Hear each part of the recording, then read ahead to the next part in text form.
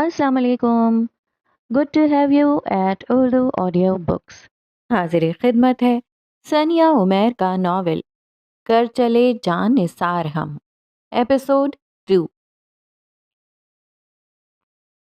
कुछ देर बाद बशार ने उसके सामने खाने की प्लेट रखी। साफ सुथरा सादा रोटी सालन। बशार उसके सामने खड़ा हो गया। सफ़ेद सलवार कमीज पहने उसने दोनों हाथ कमर पर बांध रखे थे। वो झुक कर देखता खौफनाक लग रहा था। इंसान की पहली ज़रूरत होती है ज़िंदगी, दूसरी ज़रूरत होती है अच्छी ज़िंदगी। पहली के बगैर दूसरी नहीं मिलती।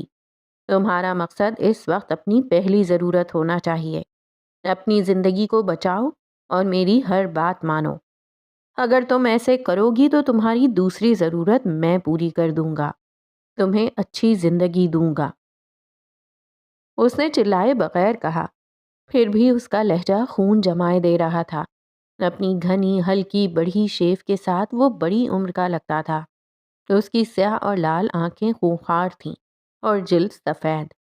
फिर भी दुर्रे समीन को आवाज़ से अंदाज़ा हो रहा था वो ज़्यादा उम्र का नहीं था। यही कोई 22 साल के आसपास था। उसका हम उम्र होने के बावजूद उनकी तरबियत और ज़िंदगी में ज़मीन आसमान का फ़र्क था। वो बेरहम और सफ़ाक था। वो बेबस और मासूम थी। दुर्रे समीन ने निगाहें झुका लीं। वो खौफजदा थी। उसमें अपनी मौत को देखने का हौसला नहीं था। नज़र झुकाते हुए उसने देखा कमरे के अंदर ही एक बाथरूम था जिसका हैंडल और ताला जोर लगाकर जल्दी में तोड़ा गया था। अब वो बाथरूम का दरवाज़ा लॉक नहीं कर सकती थी। खिड़कियों पर मट्टी नहीं थी, यानी पहले उन पर पर्दे थे, वो भी उतार दिए गए थे। फर्श का रंग कहीं से गहरा था, कहीं से उजला। मतलब वहाँ चंद घंटों पहले तक अरसे से पड़ा फर्नीचर भी था। वो मासूम थी मगर बेवकूफ़ नहीं। उसे ये समझ आ रहा था कि उसकी ये कैद कुछ घंटों पहले तक आम सा कमरा था और जल्दी में इसे कैद के लिए तैयार किया गया है। एक हल्की सी उम्मीद बंधी कि उसका अगवाकार अपने प्लान पर पूरा नहीं उतर रहा था। दुर्रे समीन ने प्लेट अपनी तरफ करके पहला निवाला खाया। नजरें उसकी अब भी झुकी हुई थीं। बशार को हैरत हुई। उसे लगा था वो वावेला करेगी। ऐन मुमकिन था खाना उठाकर फेंक दे उस पर, पंजे गाड़ दे, लेकिन वो खामोशी से खाती रही। बशार ने चंद लम्हे हैरत से उसको देखा, फिर पलट कर बाहर जाने लगा। मुझे साफ कपड़े चाहिए, दुर्रे समीन ने कहा। उसको अपने कपड़ों में गलाजत महसूस हो रही थी। बशार रुका। उसने सुना और कुछ कहे बगैर चला गया। कुछ देर बाद वो एक शॉपर में साफ कपड़े लाया था। दुर्रे समीन यही जांच रही थी कि वो अपनी कही बात का कितना सच्चा है। दुर्रे समीन अपनी जिंदगी बचाने के लिए उसकी बात मानकर खाना खाने लगी थी और वो दुर्रे समीन को अच्छी जिंदगी देने का पाबंद हुआ था। उसने साफ लिबास ला दिया था। अगले ही लम्हे दुर्रे समीन ने गश खाकर गिरने की अदाकारी की। बशारों से सहारा देने के लिए झुका। कपड़ों का शॉपर गिरकर बिखर गया। शॉपर में साफ कपड़े भी थे और साथ कुछ खूबानियां। दुर्रे समीन ने पुश्त के पीछे सालन वाली स्टील की प्लेट छुपा रखी थी। उसने वो बशार के सर पर दे मारी। फिर वो तेजी से उसकी जेबों पर हाथ मारने लगी। कोई चाबी, कोई हथियार, कुछ तो मिल जाता।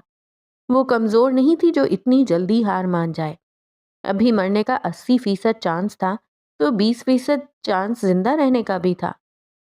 एक बार वो मेहराब खान के पास पहुंच जाती तो उसे यकीन था वहां सिर्फ मौत थी। यही सोचकर वो हमला कर रही थी, मगर बशार का एक प्लेट से कुछ नहीं बिगड़ा था। वो संभल गया था। उसने पूरी कुव्वत से उसके दोनों हाथ पकड़ लिए। दुर्रे समीन ने आंखें खोलकर बशार की कलाई की सुनहरी घड़ी देखी। उसे अगवा हुए भी ज्यादा वक्त नहीं हुआ था। वो बच सकती थी।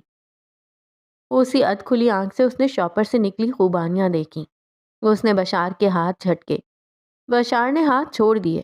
उसे खूबानियां बहुत पसंद थीं। बचपन में वो अपना पेट इन्हीं से भरती थी।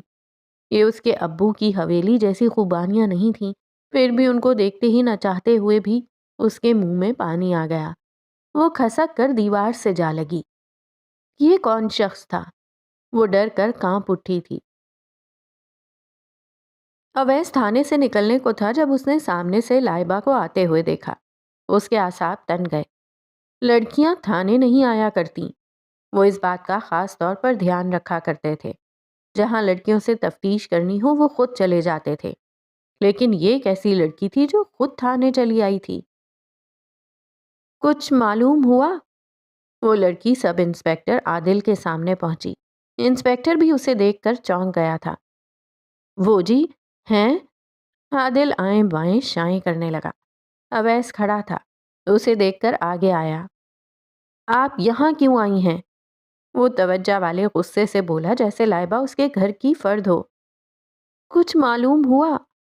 اسے اب رونا آ رہا تھا۔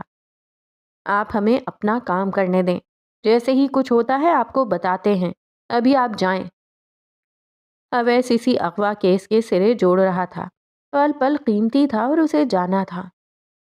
وہ میری بیسٹ فرینڈ ہے اور مجھے اتنی عزیز ہے کہ مجھے فرق ہی نہیں پڑتا وہ کہاں سے آئی ہے، اس کے ماں باپ کون ہیں۔ اس کی زندگی میں ٹیڑھا پن تھا، لیکن ہم اتنی اچھی دوستیں تھیں کہ ان چیزوں کا فرق نہیں پڑتا تھا۔ لائبہ نے ان کے جانے کے بعد سے وضاحتیں سوچ رکھی تھیں، جو تب نہ بول سکی اب بولنے لگی۔ مجھے اس وقت جانا ہے، آپ واپس جائیں، جو ہوگا آپ کو بتا دیا جائے گا۔ اب اس نے ان خوفزدہ آنکھوں میں جھانک کر ہلکے لہجے میں کہا۔ لائبہ چپ ہو گئی۔ اس کا یہاں آنا ثابت کر چکا تھا کہ وہ در سمین کی کتنی پرواہ کرتی ہے۔ مجھے جانا ہے، اویس نے کہا اور نگاہوں میں اپنی باقی ٹیم کو باہر نکلنے کے لیے کہا۔ رکیں، مجھے آپ کو یہ دینا تھا۔ لائبہ نے بیگ کھول کر اس کا بے فارم نکالا۔ اس کا اصل نام زاہلہ تھا، اس کا ایڈریس بھی ہے۔ لائبہ نے بے فارم اویس کو دیا۔ بہت شکریہ، یہ ہمارے بہت کام آئے گا۔ اویس نے اس کا دل رکھنے کو کہا۔ یہ سب اس کو مغویہ کی ماں سے پہلے ہی معلوم ہو چکا تھا۔ اویس جانے لگا۔ ایسے کیس میں معلومات باہر نکلنے سے ساری گیم خراب ہو جاتی ہے۔ وہ کسی پر بھروسہ نہیں کر سکتا تھا۔ اس وقت کوئی شک کے دائرے سے خارج نہیں تھا۔ مغویہ کی ماں کو بھی ہم نے اسٹیشن نہیں بلایا، ان سے ان کے ہوٹل میں ہی تفتیش ہوئی تھی۔ آپ بھی جائیں۔ اویس نے اپنے اصول توڑتے ہوئے اسے اشارہ دے دیا کہ در سمین کی ماں کہاں ہے اور خود چلا گیا۔ وہ ڈیوائن ہوٹل آ گئی تھی۔ مجھے در سمین کی امی سے ملنا ہے، اس نے وہاں ریسیپشن پر موجود لڑکی سے کہا۔ Room number? لڑکی نے عادتاً مسکرا کر پوچھا۔ لائبہ کو تو ہوٹل کا نام بھی کیک کے ڈبے کی وجہ سے معلوم تھا۔ میں نہیں جانتی، وہ کالج میں پڑھتی ہے، پتلی ہے، گوری ہے، اپنی امی سے ملنے ادھر آتی ہے۔ لائبہ اسے الٹی سیدھی تفصیل بتا رہی تھی۔ سوری، میں ایسے نہیں ٹریس کر سکتی، اس نے کہا۔ وہ گیسٹ نہیں ہیں، یہیں کام کرتی ہیں۔ لائبہ نہ جانے کیوں آ گئی تھی، ان سے مل کر کیا کر سکتی تھی، مگر اتنا وہ جانتی تھی کہ ہاتھ پر ہاتھ رکھے بیٹھتی تو خود کو در زمین کا مجرم سمجھتی۔ اسے سارے ایکشن کے بیچ میں رہنا تھا، مدد کرنی تھی۔ اس نادان کو لگ رہا تھا کہ در زمین کی بازیابی اس کا کام ہے۔ آپ کو ان کا نام بھی نہیں معلوم، آئی ایم سوری۔ اب لڑکی نے مسکرائے بغیر گارڈ کو اشارہ کیا۔ دیکھیں میں ادھر لابی میں بیٹھ جاتی ہوں، وہ مجھے پہچان لیں گی۔ لائبہ نے منت کی۔ گارڈ قریب آ چکا تھا۔ نینا، یہ میرے ساتھ ہیں۔ ایک سفید سر اور جھریوں سے صاف چہرے والا آدمی کاؤنٹر پر آیا اور کہا۔ لائبہ نے سر اٹھا کر دیکھا۔ وہ ان کو نہیں جانتی تھی۔ بچے، آپ آؤ میرے ساتھ، آدمی نے لائبہ سے کہا۔ آپ در سمین کو جانتے ہیں؟ اس نے پوچھا۔ آدمی آگے آگے چلنے لگا۔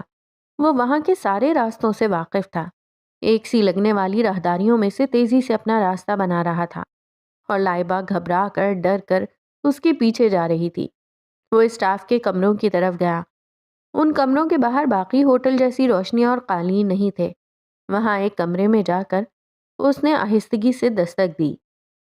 نعیمہ، در سمین کی سہیلی آئی ہے، اس نے اندر بتایا۔ نعیمہ کا وہی حال تھا جو لائبہ کا تھا، شاید لائبہ سے بدتر حال تھا۔ اس کا سب سے بڑا ڈر سچ ہو گیا تھا۔ اس نے لائبہ کو دیکھ کر پہچان لیا اور اسے اندر لے آئی۔ وہ آدمی بھی ساتھ اندر آ گیا۔ نعیمہ نے لائبہ کو گلے لگا لیا۔ یہ نازک کیس تھا مگر قابل دست اندازی تھا۔ انہیں مغویہ کے جس گھر میں ہونے کی اطلاع ملی تھی پولیس نے اس کا حصار کر لیا تھا۔ وہ ایک اچھے قدرے نئے بنے علاقے کا گھر تھا جس کے پورچ میں وہی سفید آلٹو کھڑی تھی جو انہوں نے سی سی ٹی وی کیمرے میں دیکھی تھی۔ سپاہی دیوار پھلانگ کر اندر گئے۔ گھر کے 2 دروازے تھے اور دونوں بند تھے۔ انہیں فوری ایکشن لینا تھا۔ کورٹ سے سرچ وارنٹ لینے کا وقت تھا نہ ضرورت۔ اویس نے اپنے بندوں کو اشارہ کیا۔ سامنے کا دروازہ موٹی لکڑی کا تھا جبکہ پیچھے ڈبل ڈور دروازہ تھا۔ انہوں نے سامنے کا دروازہ توڑ دیا اور احتیاط سے دیواروں کے ساتھ گزرتے ہوئے 3 لوگ اندر گئے اور 3 اوپر۔ سر یہاں کوئی نہیں ہے۔ اوپر اور نیچے دونوں طرف سے آوازیں آئیں۔ جہاں مغویہ کو رکھا گیا تھا وہ کمرہ خالی ہے، ایک سپاہی نے بتایا۔ اویس اوپر پہنچا۔ باتھ روم کا تالا ٹوٹا ہوا تھا۔ کمرہ خالی تھا اور اس کا سارا سامان باہر تھا۔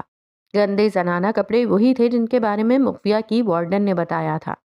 بے ہوشی کی دوائی والی سرنج بھی ملی تھی۔ فنگر پرنٹس بھی تھے۔ پر کیا فائدہ جب ان کا میچ سسٹم میں موجود ہی نہ تھا۔ لیکن اغوا کار اور مغویہ دونوں نہیں تھے۔ اویس نے تیش میں دیوار سے اپنا ہاتھ ٹکرایا۔ اس نے ایک پل آرام نہیں کیا تھا۔ وہ ساری رات کا جاگا ہوا تھا اور صبح ہونے سے پہلے یہاں چھاپا مارا تھا۔ اس کی اطلاع پکی تھی۔ باہر وہ گاڑی بھی موجود تھی جس میں اغوا کیا گیا تھا۔ پھر بھی ان کے آنے سے پہلے وہ نکل چکے تھے۔ ایسے تھا جیسے اغوا کار اویس کی انگلیوں میں آ گیا تھا اور پوریں چھو کر نکل گیا ہو۔ اویس دل برداشتہ تھا۔ سر یہاں کوئی بچے بھی تھے، نچلی منزل میں موجود ایک سپاہی نے آواز دی۔ اویس سیڑھیاں نیچے اتر گیا۔ اس کی آنکھ غنودگی سے کھلی تو احساس ہوا کہ آنکھوں کے سامنے اندھیرا ہے۔ کیا وہ مر چکی تھی؟ اسے چند سیکنڈ لگے، پھر اسے سمجھ آئی اس نے برقع پہن رکھا ہے۔ اس کی آنکھوں کے سامنے سیاہ ریشمی کپڑا تھا۔ اس کی گردن کسی کے کندھے پر تھی اور سیدھا کرنے میں اسے درد ہو رہی تھی۔ اس نے کراہ کر گردن سیدھی کی۔ اس کا سارا جسم ہچکولے لے رہا تھا۔ لڑکی اٹھ گئی۔ ایک بچے کی معصوم سی آواز اس کے کانوں میں پڑی۔ میں دیکھتی ہوں، ایک عورت نے علاقائی لہجے میں کہا۔ در سمین کو اپنے بازوؤں پر گرفت کا احساس ہوا۔ اس نے زور لگا کر سب جھٹکنا چاہا۔ دھیان سے، سامنے پولیس چوکی ہے۔ اگلی سیٹ سے ایک مرد کی آواز آئی۔ وہ کوئی اور زبان بول رہا تھا۔ در سمین کو اپنی یادداشت پر حیرت ہوئی۔ اسے یہ زبان سمجھ آ رہی تھی۔ ذہن میں وہ لوری آنے لگی جو اس کو اس کے بابا سناتے تھے۔ وہ بھی یہی زبان بولتے تھے۔ اس کا سب کچھ گڈمڈ ہو رہا تھا۔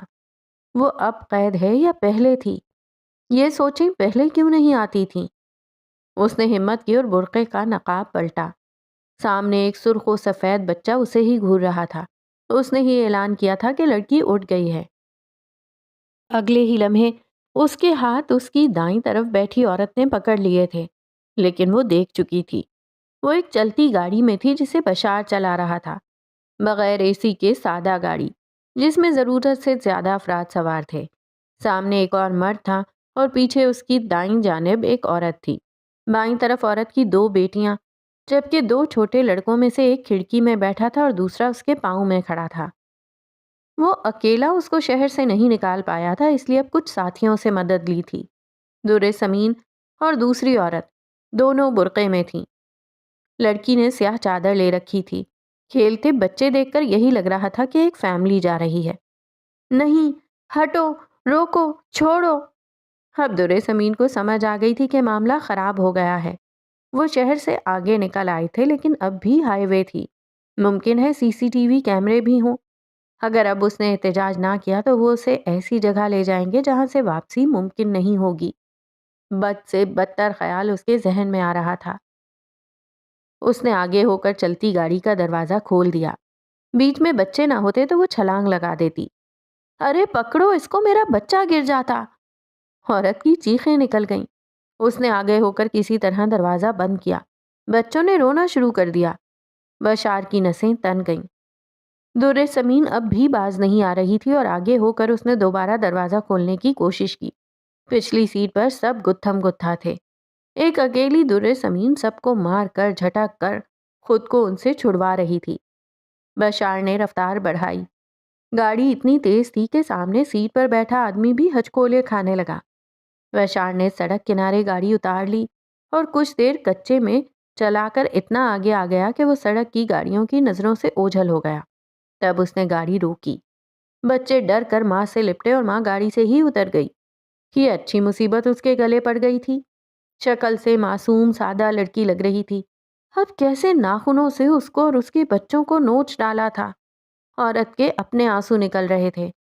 سامنے والی سیٹ سے ان کا باپ بھی اترا اور بچوں کو گلے لگا لیا جو اب بھی رو رہے تھے۔ وہ اپنی علاقائی زبان میں انہیں تسلی دینے لگا۔ دورے سمین کو تو موقع کی تلاش میں ہی تھی، گاڑی سے نکلی اور فوراً بھاگی۔ بچے باپ اور ماں ایک دوسرے کو تسلی دے رہے تھے، کوئی تعاقب میں نہیں آیا۔ وہ خاندان تھا جو بشار کی مدد کر رہا تھا۔ بشار ڈرائیونگ سیٹ سے اترا تب تک وہ بھاگ نکلی تھی۔ اس کی رفتار تیز تھی۔ چند قدم دور بھاگتے ہی اسے لگا کہ وہ کامیاب ہو گئی، اس نے آزادی پا لی۔ اس نے رفتار اور تیز کر دی۔ یونس کی رہائش سب سے الگ تھلگ تھی۔ ایک سونے کا کمرہ، ایک بیٹھنے کا کمرہ اور ایک دفتر نما کتابی کمرہ، بس کچن مشترکہ تھا۔ نعیمہ ادھر ہی خاموشی سے رہتی تھی۔ نہ زمین اپنی تھی نہ آسمان، مگر درِ سمین عرف ظاہرہ کے لیے تو سب جنت تھا، کسی چیز کی کمی نہیں تھی۔ غم کیا ہوتا ہے وہ جانتی تک نہیں تھی۔ عید آئی تو وہ بھی باقی بچوں کی طرح دادا کو سلام کرنے پہنچی۔ محراب خان بڑے کمرے میں تھے، بستی کے لوگ باہر بیٹھے ان کو ملنے کے منتظر تھے۔ کمرے میں خاندان کے مردوں کے علاوہ دوسری بستی کے کچھ لوگ بیٹھے تھے۔ تب بچے آ پہنچے۔ عید مبارک۔ سب سے آگے اجلے شلوار قمیض میں 10 سالہ زمان تھا، محراب خان کا چہیتا، ان کے سب سے بڑے بیٹے کی اولاد۔ خوش آمدید دادا کی جان۔ محراب خان نے باہیں پھیلا کر زمان کو اپنے پاس بلایا اور 3 دفعہ گلے لگایا۔ باقیوں کو بھی وہ بہت پیار سے ملے، لڑکیوں کے سر پر ہاتھ رکھا، لڑکوں کو گلے لگایا، مگر زمان جتنا پیار وہ کسی اور سے نہیں کرتے تھے۔ انہوں نے سب بچوں کو اتنی عیدی دی کہ ان کے لیے گننا ناممکن ہو گیا۔ یہ ان کا اپنا خون تھا، ان کی نسل، جو چاہے سال میں ایک بار دادا سے ملے مگر اس ایک ملاقات کے بعد وہ کبھی نہیں بھولیں گے کہ ان کے دادا کتنی بڑی شخصیت ہیں۔ میرے بچوں کی مہمان نوازی کی جائے، انہوں نے مسکرا کر نوکر کو کہا۔ کمرے میں ایک طرف علاقے کے امراء بیٹھے تھے، دوسری طرف ویسی ہی اونچی کرسیوں پر وہ سارے بچے بیٹھ گئے۔ زیادہ تر کی کمر کرسی کی پشت پر تھی تو پاؤں ہوا میں تھے۔ ملازم ان کو کٹوریوں میں حلوہ ڈال کر دینے لگے۔ اس وقت سب کو اپنا آپ شہزادے شہزادیوں جیسا لگ رہا تھا۔ اتنی عزت، ایسی عالی شان مہمان نوازی۔ ان کے سامنے بیٹھے امراء ان کے لیے غیر اہم ہو گئے تھے۔ جیسے باہر سلام کرنے والوں کا مجمع لگا تھا، ویسے اندر بھی کچھ لوگ بیٹھے تھے۔ کیا فرق پڑتا تھا؟ محراب خان کے خاص مہمان تو وہ تھے اور کوئی نہیں۔ بچے مزے سے حلوہ کھانے لگے۔ یہ پل علاقے کی شان ہوگا، آپ کے سامان کی گاڑیاں چلیں گی اس پر، آپ بس رضامندی دے دیں۔ سب آپ کی مرضی کے مطابق ہوگا، بلکہ مجھ پر چھوڑ دیں، آپ کو شکایت کا موقع نہیں ملے گا۔ مہمان آدمی دل پر ہاتھ رکھ کر بولا۔ تمہارا کام باہر زیادہ ہے اندر کم، اس لیے تمہیں پل چاہیے، لیکن مجھے میری زمین پر پل نہیں چاہیے۔ محراب خان نے ہاتھ میں پکڑے کاغذوں کا پلندہ میز پر اچھالا۔ NHA۔ زاہلہ پاس ہی بیٹھی تھی، اس نے کاغذ کے کونے میں بنی حکومتی مہر کو پڑھا۔ محراب خان نے لمحہ بھر کو اسے دیکھا۔ پورے علاقے کی بہتری ہوگی، اسپتال کا فاصلہ کم ہو جائے گا۔ ابھی جو پل ہے وہ نازک ہے، اس پر بھاری سامان کی گاڑی نہیں چل سکتی۔ کاشت کے لیے جو سامان مٹھیوں کی صورت آتا ہے، پل بننے کے بعد ٹرک بھر کر آئے گا۔ جو سامان شہر سے 4 دن میں آتا ہے، 24 گھنٹے میں آپ کے قدموں میں ہوگا۔ حکومت باہر سے انجینئر بلوائے گی، سب آپ کی شان کے مطابق ہوگا۔ پیسہ حکومت نے لگانا تھا، بھلائی غریب عوام کی تھی، مگر بیچ میں محراب خان کی مرضی آڑے آ رہی تھی۔ روڈ آن کین فار زہلا کے دانت دودھ کے تھے. وہ حلوہ کھا رہی تھی مگر اس کو میوے چبانے میں دقت ہو رہی تھی. جب وہ میوے چبا رہی تھی تو ساتھ ساتھ کاغذوں پر لکھی عبارت پڑھ لیتی. وہ ننھے ننھے لفظ ہی پڑھ سک رہی تھی مگر انگریزی کے وہ لفظ پڑھنا، وہ بھی اس عمر میں، بہت بڑی بات تھی. اس بار محراب خان نے اسے توجہ سے دیکھا. وہ یونس کی بیٹی تھی، اسی کی طرح ذہین. تم کاروبار کرتے ہو اور میں ریاست بناتا ہوں. میری ریاست کے لیے یہ پل بیکار ہے. ہمیں باہر کی روایات کی دیمک نہیں چاہیے. وہ کیوں باہری دنیا کے لیے دروازے کھولتے اور اپنی بادشاہت کو خطرے میں ڈالتے؟ بچوں کو شربت دو. وہ ٹانگ پر ٹانگ رکھ کر مہمانوں کو نظر انداز کرنے لگے. نوکر ٹرے لے کر بچوں سے کٹوریاں لینے لگا اور ان کے ہاتھوں میں گلاس تھمانے لگا. زمان کی نظر جس گلاس پر تھی وہ زہلا نے پکڑ لیا. زمان سے برداشت نہیں ہوا. اس نے گلاس لینے کی کوشش کی. شربت زہلا پر بھی گرا اور فرش پر بھی. یہ کیا کیا؟ سوری بولو. زہلا نے غصے سے مطالبہ کیا. وہ چھوٹی سی استانی لگ رہی تھی اور استانی بھی انگریزی کی. محراب خان نے بھی ادھر ہی دیکھا. ملازم پھرتی سے سب صاف کر رہا تھا. پھر بھی محراب خان کو سب ناگوار لگا. سامنے یونس کی نہیں، نعیمہ کی بیٹی تھی. ترقی دیمک نہیں ہے، فصل ہے. جیسے یہ بچی ابھی سے کتنی ہونہار ہے. یہ آپ کا مستقبل ہے. ان کے حق میں یہ پل بہت فائدہ مند ہوگا.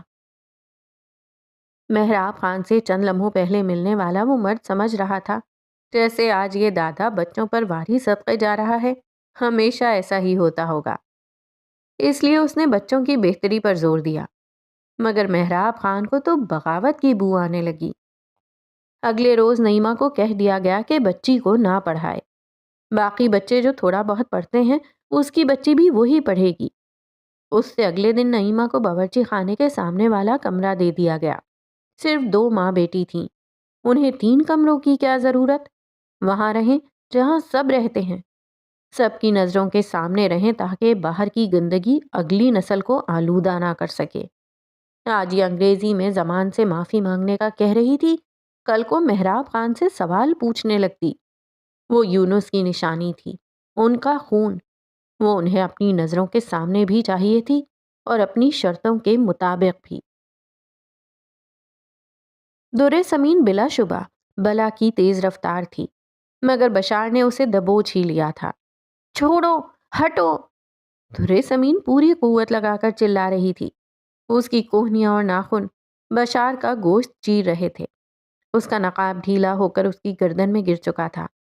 بشار نے اس کی کمر کو مضبوطی سے پکڑ کر اپنا مردانہ ہاتھ تھپڑ مارنے کے لیے ہوا میں اٹھایا. ضرورت پڑے تو 1-2 تھپڑ بھی جڑ دینا، تمہیں اجازت ہے. اس کے ذہن میں محراب خان کی آواز گونجی. اس کا ہاتھ بہت سخت تھا. وہ تھپڑ مارتا تو یقیناً اس کا گال سن ہو جاتا. بے ہوشی کے ٹیکے تو وہ فالتو میں لگاتا تھا. اپنے ہاتھ کا ایک ہی تھپڑ جڑ دیتا تو اس کا ہوش ویسے ہی کھو جاتا. لیکن وہ نہیں کر سکا.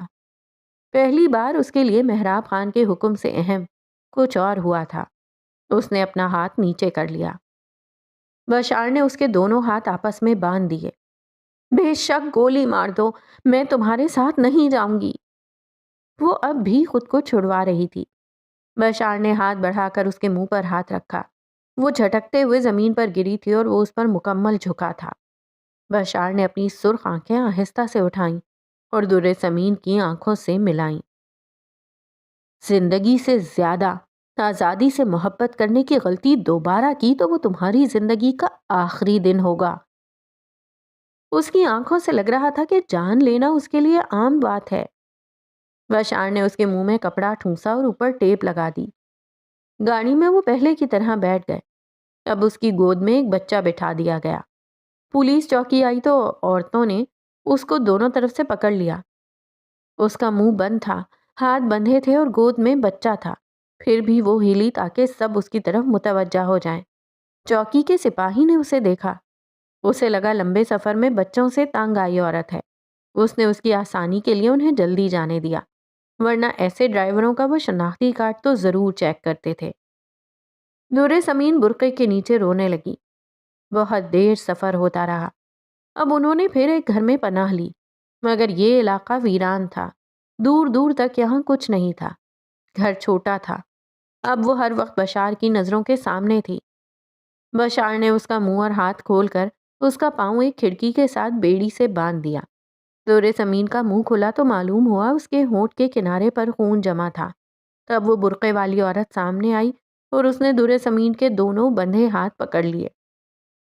معافی بی بی صاحب۔ عورت نے اس کے ہاتھوں کو چوما، پھر آنکھوں سے لگایا اور مسکرا کر الوداع کہتی اپنے بچے سمیٹ کر نکل گئی۔ دور سمین نے ان کی گاڑی جانے کی آواز سنی، لیکن اس کا شوق ختم نہیں ہوا۔ کون اپنی باندی کے ہاتھ چومتا ہے؟ وہ سمجھنے کے لیے ذہن کے گھوڑے دوڑانے لگی۔ سب کے جانے کے بعد بشار نے دروازہ بند کیا اور اس کے ہاتھ کھولے۔ میں نہیں رہوں گی یہاں، مجھے جانے دو۔ اس عورت کے منہ سے اپنے لیے بی بی صاحب سن کر اس کو خود پر نئے سرے سے اعتماد ہو گیا تھا، جیسے وہ کوئی اہم شخصیت ہو۔ بشار اس کے بالکل پاس آیا۔ دور سمین نے بے اختیار ہی اپنے گال کے آگے دونوں ہاتھ کر دیے۔ وہ ایک اور دماغ شل کر دینے والے تھپڑ کی امید کر رہی تھی، مگر بشار نے ہاتھ کو جنبش بھی نہ دی۔ دور سمین نے آہستگی سے ڈر کر اپنے گالوں سے ہاتھ دور کیا۔ اپنے لیے مشکلیں کھڑی مت کرو۔ بشار نے خونی آنکھوں سے اسے دیکھا۔ آنکھیں نیچی کر کے بات کرو۔ دور سمین نے بھی آنکھیں دکھائیں۔ اسے اب بھی تھپڑ کی امید تھی اور اس تھپڑ سے اپنا گال پھٹ جانے کی، لیکن تھپڑ نہیں آیا۔ بشار چند سیکنڈ اسے دیکھتا رہا، پھر نظریں جھکا کر دور ہو گیا۔ دور سمین کو خود پر اور اعتبار آیا۔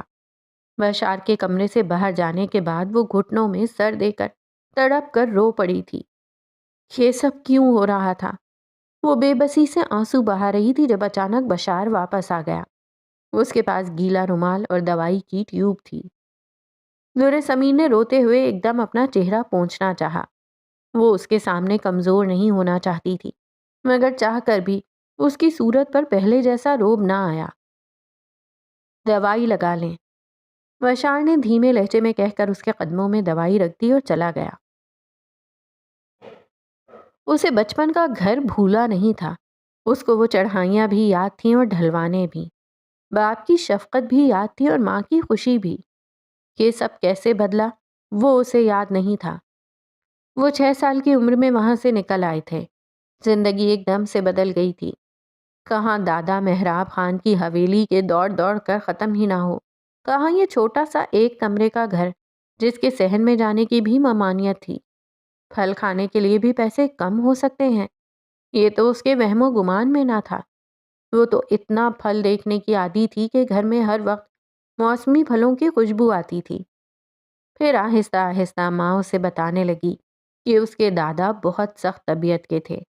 وہ نعیمہ کی شادی زبردستی اس کے بڑے شادی شدہ جیٹ سے کروانا چاہتے تھے، جو بہت سنگ دل انسان تھا۔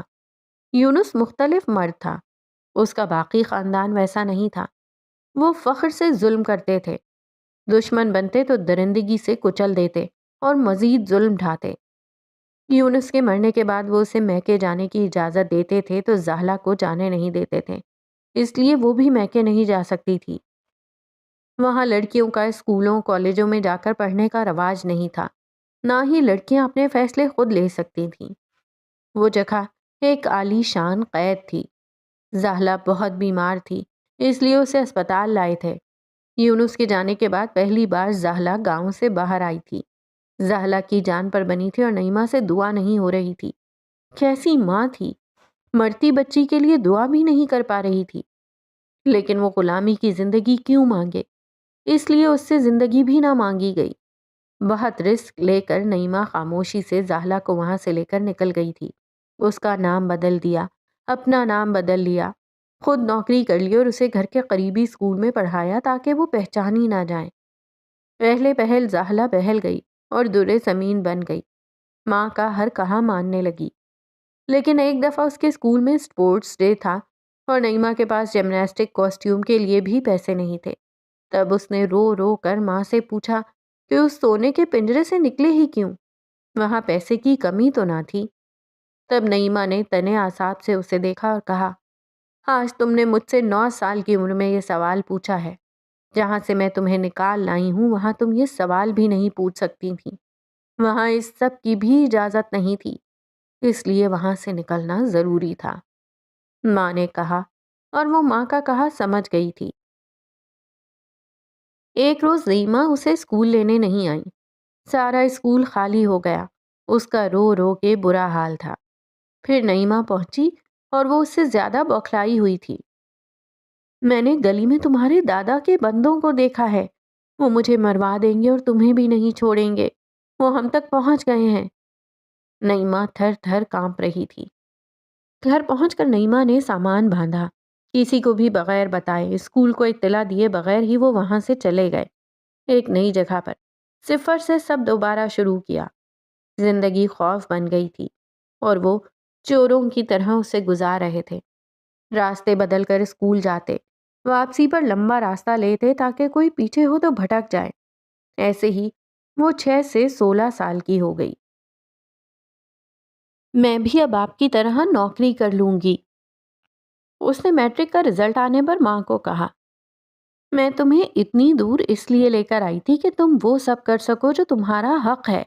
تم پڑھو اور بیسٹ کالج میں پڑھو۔ نعیمہ نے پہلی بار ایسے کھلے دل سے کہا تھا۔ درِ سمین کو یقین نہ آیا۔ ماں بھی اب قدرے بے خوف ہو گئی تھی۔ نمبر تو اس کے بہترین تھے، بیسٹ کالج میں داخلہ ہو گیا۔ اب مسئلہ تھا پیسوں کا۔ وہ تو مہینہ مشکل سے گزارتے تھے، اتنی بھاری فیس کیسے دیتے؟ تب نعیمہ کو بڑی نوکری چاہیے تھی۔ اس نے دوبارہ ہوٹلز میں نوکری ڈھونڈی۔ اب اس کو اپنی ڈگری استعمال کرنی تھی اور اپنے اصلی نام سے کام کرنا تھا۔ وہ دوبارہ راڈار کی زد میں تھی، مگر یہ ضروری تھا۔ 2 سال ایسے ہی گزرے، کوئی دقت نہیں ہوئی۔ پھر نعیمہ کی ٹرانسفر ایک دوسرے شہر میں ہو گئی۔ درِ سمین نے ہاسٹل میں داخلہ لے لیا۔ وہ ہر مہینے اس کے شہر آتی اور اپنے ہی ہوٹل میں رازداری سے ملاقات کرتی۔ اس بار بھی نعیمہ نے اسے خوب تسلی دی تھی۔ اس کی پڑھائی ہو جائے گی تو وہ اس کو باہر بھیج دے گی، یہ چھپنا بھاگنا سب ختم ہو جائے گا۔ درِ سمین نے ماں کی ہر بات کی طرح یہ بھی مان لیا تھا۔ اسے بھی لگا تھا کہ اب آخری پڑاؤ ہے۔ پھر بازی پلٹ گئی۔ لائبہ کو اب احساس ہوا تھا کہ اس کے اندر کیا کچھ بھرا ہوا تھا۔ وہ جب سے نعیمہ کے پاس آئی تھی بولے جا رہی تھی۔ اس نے نعیمہ کو بتایا تھا کہ انہوں نے نقلی لڑائی کی تھی، پولیس نے اسے دوسرا رنگ دے دیا تھا۔ نعیمہ نے اس کا یقین کیا تھا۔ اس کی اپنی امی بھی صبح آ رہی تھیں، لیکن اسے بھی کسی اپنے کی شدید ضرورت تھی۔ وہ نعیمہ کے گلے لگ کر ایسے روئی تھی جیسے وہی اس کی ماں ہو۔ وہ بھی تمہیں اتنا ہی پیار کرتی ہے، تمہارے بارے میں بہت باتیں کرتی ہے، نعیمہ نے اسے تسلی دی۔ سفید سر والا آدمی جو لائبہ کو وہاں لایا تھا، آپ نے اس کا نام کیوں بدل دیا؟ لائبہ اتنا بولی تھی کہ باتیں ختم ہو گئی تھیں۔ اب اس سے سوال سوچ رہے تھے، تاکہ اسے کوئی ڈھونڈ نہ پائے اور میں چھپا دوں۔ وہ لوگ ہم جیسے نہیں تھے۔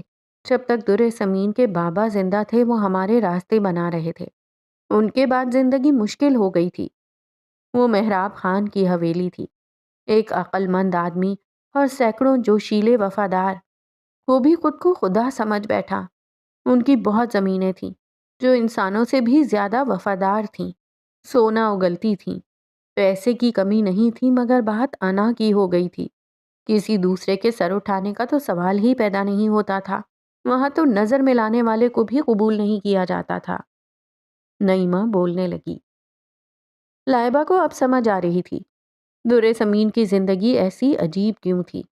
اس کا سن کر ہی سر چکرا رہا تھا۔ کچھ سمجھ نہیں آ رہا تھا کہ کتنے جھمیلے تھے۔ انہیں کوئی روکنے والا نہیں تھا؟ اس نے پوچھا۔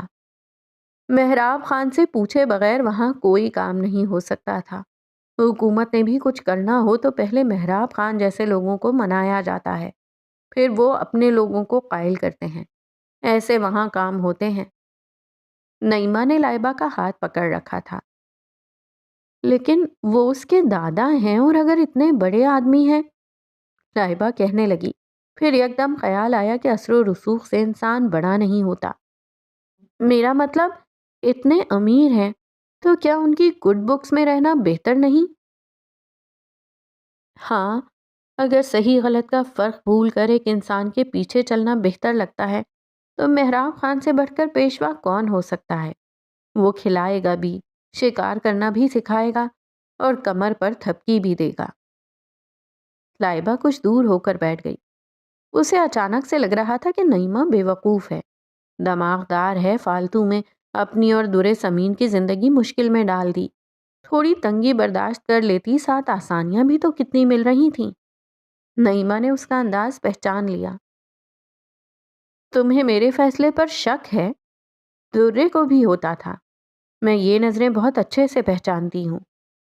نعیمہ نے اداسی سے پہلو بدلا۔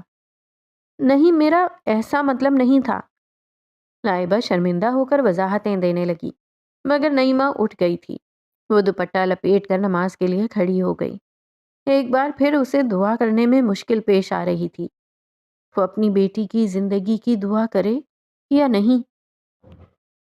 اس نے بہت کم مرد دیکھے تھے اور چولہے پر کھانا پکانے والے مرد تو کبھی دیکھے ہی نہیں تھے۔ اب دیکھ رہی تھی۔ بشار چولہے پر کچھ بنا رہا تھا۔ کبھی خود بھی چولہے کی آگ کی طرح تپ جاتا تھا، کبھی بالکل الٹ ہو جاتا تھا۔ درے سمین نے فرما برداری کر کے دیکھ لی تھی، کچھ نہیں بنا تھا۔ اس نے تماشا کر کے بھی دیکھ لیا تھا، بے سود۔ وہ اندھیرے میں تیر چلا رہی تھی، اس لیے ناکام ہو رہی تھی۔ اب اس نے سرا ڈھونڈنا شروع کر دیا۔ تاوان چاہیے؟ زندہ پہنچانا ہے کہ مردہ؟ مجھ سے چاہتے کیا ہو؟ کہاں لے کر جا رہے ہو؟ تمہیں کیا ملے گا؟ وہ ایک کمرہ تھا جہاں کونے میں چولہا پڑا تھا۔ باتھ روم باہر صحن میں تھا۔ صحن میں ہی چارپائی تھی جس پر بشار جا کر بیٹھتا تھا، مگر زیادہ وقت وہ اندر رہ رہا تھا۔ درے سمین نے اسے کریدنا شروع کیا۔ اسے اب بھی اس سے خطرہ محسوس ہو رہا تھا، مگر وہ ظاہر نہیں کر رہی تھی۔ وقت آنے پر تم سب جان جاؤ گی۔ ٹھنڈا، موت سا لہجہ اب بھی ویسا ہی تھا۔ بشار کی مجبوری تھی کہ اس کے سوال سننے پڑ رہے تھے۔ وہ زیادہ دیر چپ رہتا تو کمزور لگتا، اس لیے بول پڑا۔ میرے پاؤں کھولو، مجھے باتھ روم جانا ہے۔ اس نے ویسے ہی حکم سے کہا جیسے آنکھیں نیچے کرنے کو کہا تھا۔ نہیں، آگے سے بھی روب سے جواب آیا۔ درے سمین پھر الجھ گئی۔ وہ اس کی باتیں اب کیوں نہیں مان رہا تھا؟ اب نہیں مانی تو پہلے کیوں مان لی؟ میں کہہ رہی ہوں کھولو میرے پاؤں، یہ بی بی صاحب کا حکم ہے۔ اندر سے اس کا دل پتے کی طرح کانپ رہا تھا، مگر وہ آنکھیں نکال کر چلائی۔ بشار نے ہاتھ میں موجود چمچ زور سے نیچے رکھا اور پلٹا، پھر آگے بڑھا۔ درے سمین کی آنکھ پھڑ پھڑائی جیسے تھپڑ پڑنے والا ہو۔ بشار اس کے پاس آیا، اپنی جیب میں ہاتھ ڈال کر چابی نکالی۔ درے سمین حیران رہ گئی۔ بشار اس کا پاؤں کھولنے لگا۔ چولہے پر پکتی چائے، نلکے سے ٹپکتا پانی، سب چھوڑ کر وہ اسے صحن میں لے آیا۔ درے سمین کے ذہن سے ایک گرہ کھلی تو 100 اور لگ گئیں۔ وہ باتھ روم گئی اور یہی سوچتی رہی، یہ ماجرا کیا ہے؟ جانوروں کی طرح اسے اٹھا کر لے آیا۔ ایسا لگ رہا تھا جیسے اس کے خون کا پیاسا ہو۔ پھر منہ میں کپڑا ٹھونس دیا۔ اب تک اس کا ہونٹ اور گال دکھ رہا تھا، لیکن وہی آدمی اب کیسے اس کے حکم مان رہا تھا؟ اسے کچھ سمجھ نہیں آ رہی تھی۔ صحن سے دوبارہ اندر جاتے ہوئے اس نے دیکھا وہاں فی الحال کوئی گاڑی نہیں تھی، نہ ہی کوئی دوسرا انسان تھا۔ رات کو بشار سو جاتا تو وہ بھاگ سکتی تھی۔ چلو اندر، بشار نے غصے سے کہا۔ اب اس سرد لہجے سے اس کا خون نہیں جم رہا تھا، بہت کچھ بدل گیا تھا۔ درے سمین اندر آ گئی۔ اسے بیڑی پہنا کر بشار نے دروازے کو تالا لگا دیا۔ تم کون ہو؟ درے سمین کو اب اس کا خیال آیا، کیا یہ اس کا کوئی کزن ہے؟ لگتا تو ان کے گاؤں کا ہی ہے۔ بشار چائے کی پتیلی کو پکڑ رہا تھا، اس کا ہاتھ رک گیا۔ محراب خان کے کیا لگتے ہو؟ درے سمین نے اپنے دادا کا نام لیا، ساتھ وہ ذہن پر زور ڈال رہی تھی۔ نعیمہ بتاتی تھی محراب خان جذباتی لوگوں کے بیچ میں ایک عقل سے چلنے والا آدمی ہے، اسی لیے اتنا کامیاب ہے۔ اس ایک کی عقل پر سینکڑوں جذباتی مرنے مارنے کو تیار ہوتے ہیں۔ وہ دوست بھی وہ بناتا ہے جو اس کے دشمن کے دوست ہوں۔ اس طرح وہ دشمن کے ہاتھ پاؤں کاٹ دیتا ہے۔ بشار کھانے کی پلیٹ لے کر اس کے سامنے آیا۔ درِ زمین نے ایک بار نظر نیچی کرنے کو کہا تھا، اس کے بعد سے اس نے آنکھیں نہیں اٹھائی تھیں۔ ہر سوال کے بعد حکم دینا پڑے گا، پھر جواب ملے گا، اس نے کہا۔ بشار پلیٹ رکھنے کے لیے جھکا تو اس نے آنکھیں اٹھا کر اس کو دیکھا اور لب پھیلائے۔ یہ بہت بڑی غلط فہمی ہے کہ میں تمہارا حکم مان رہا ہوں۔ میں تمہارا حکم نہیں مان رہا، اس نے اطمینان سے کہا۔ اس کی مسکراہٹ اتنی گہری تھی کہ درِ زمین چونک گئی۔ وہ اور کچھ پوچھ ہی نہ سکی۔ بشار کی تمسخر اڑاتی نگاہوں سے سب دکھ رہا تھا۔ درِ زمین تو اس بساط کا پیادہ بھی نہیں تھی جو اس کے ارد گرد بچھی تھی۔ اسے اپنی کم مائگی کا احساس ہوا تو جسم لرزنے لگا۔ نہ جانے کیا کچھ تھا جس کی اسے خبر تک نہ تھی۔ بشار اسے ویسے ہی تضحیک آمیز نظروں سے دیکھ کر باہر چلا گیا۔ بشار باہر چارپائی پر بیٹھا تھا۔ اس کے ہاتھ میں اس کا بٹنوں والا موبائل تھا۔ جیب سے بٹوا نکال کر اس نے چارپائی کے پاس پڑی پلاسٹک کی کرسی پر رکھا، پھر جیب سے اخبار کا تراشا نکالا جس میں درِ زمین کی تصویر تھی۔ بہت دنوں سے وہ اسے ڈھونڈ رہا تھا، لیکن کام اب بھی مکمل نہیں ہوا تھا۔ وہ شہر سے نکل آئے تھے مگر ابھی صوبہ پنجاب میں ہی تھے۔ سفر لمبا تھا، اس لیے وہ گاڑیاں بدل کر وقفے وقفے سے طے کر رہے تھے۔ بشار پاؤں لٹکا کر چارپائی پر لیٹ گیا۔ یہاں کا آسمان شہر کے آسمان سے بہت بہتر تھا، پھر بھی اس میں وہ بات نہیں تھی جو اس کے اپنے گھر کے آسمان میں ہوتی تھی۔ وہ آلودگی سے پاک گاؤں کا آسمان قدرت کا شاہکار تھا۔ انسان کو احساس ہوتا ہے کہ اس جیسی کتنی دنیا آباد ہے۔ بشار سو نہیں سکتا تھا۔ بیڑی بندھی ہونے کے باوجود وہ لڑکی ہوشیار تھی۔ اپنا مقصد حاصل کیے بنا وہ چین سے نہیں بیٹھ سکتا تھا۔ اسے افسوس اس بات کا تھا کہ درِ زمین کو اب اس کا خوف نہیں رہا تھا۔ بشار نے اپنے ہاتھ کا پنجہ بنایا۔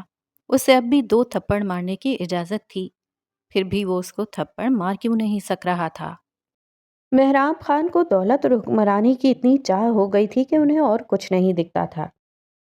جب اتنی دولت سمیٹ لی کہ نسلیں کھا سکیں تو بات دولت سے بڑھ گئی۔ اب انہیں طاقت کی طلب ہونے لگی، جو دولت کی طلب سے بہت زیادہ خطرناک ہے۔ طاقت کی طلب نشے کی طرح ان کے جسم میں دوڑنے لگی تھی۔ نعیمہ نے بتانا شروع کیا۔ نعیمہ نے کھانا آرڈر کیا تھا۔ نہ اس سے کھایا جا رہا تھا نہ لائبہ سے۔ اس نے بہت ممتا سے چند نوالے بنا کر لائبہ کو کھلائے تھے۔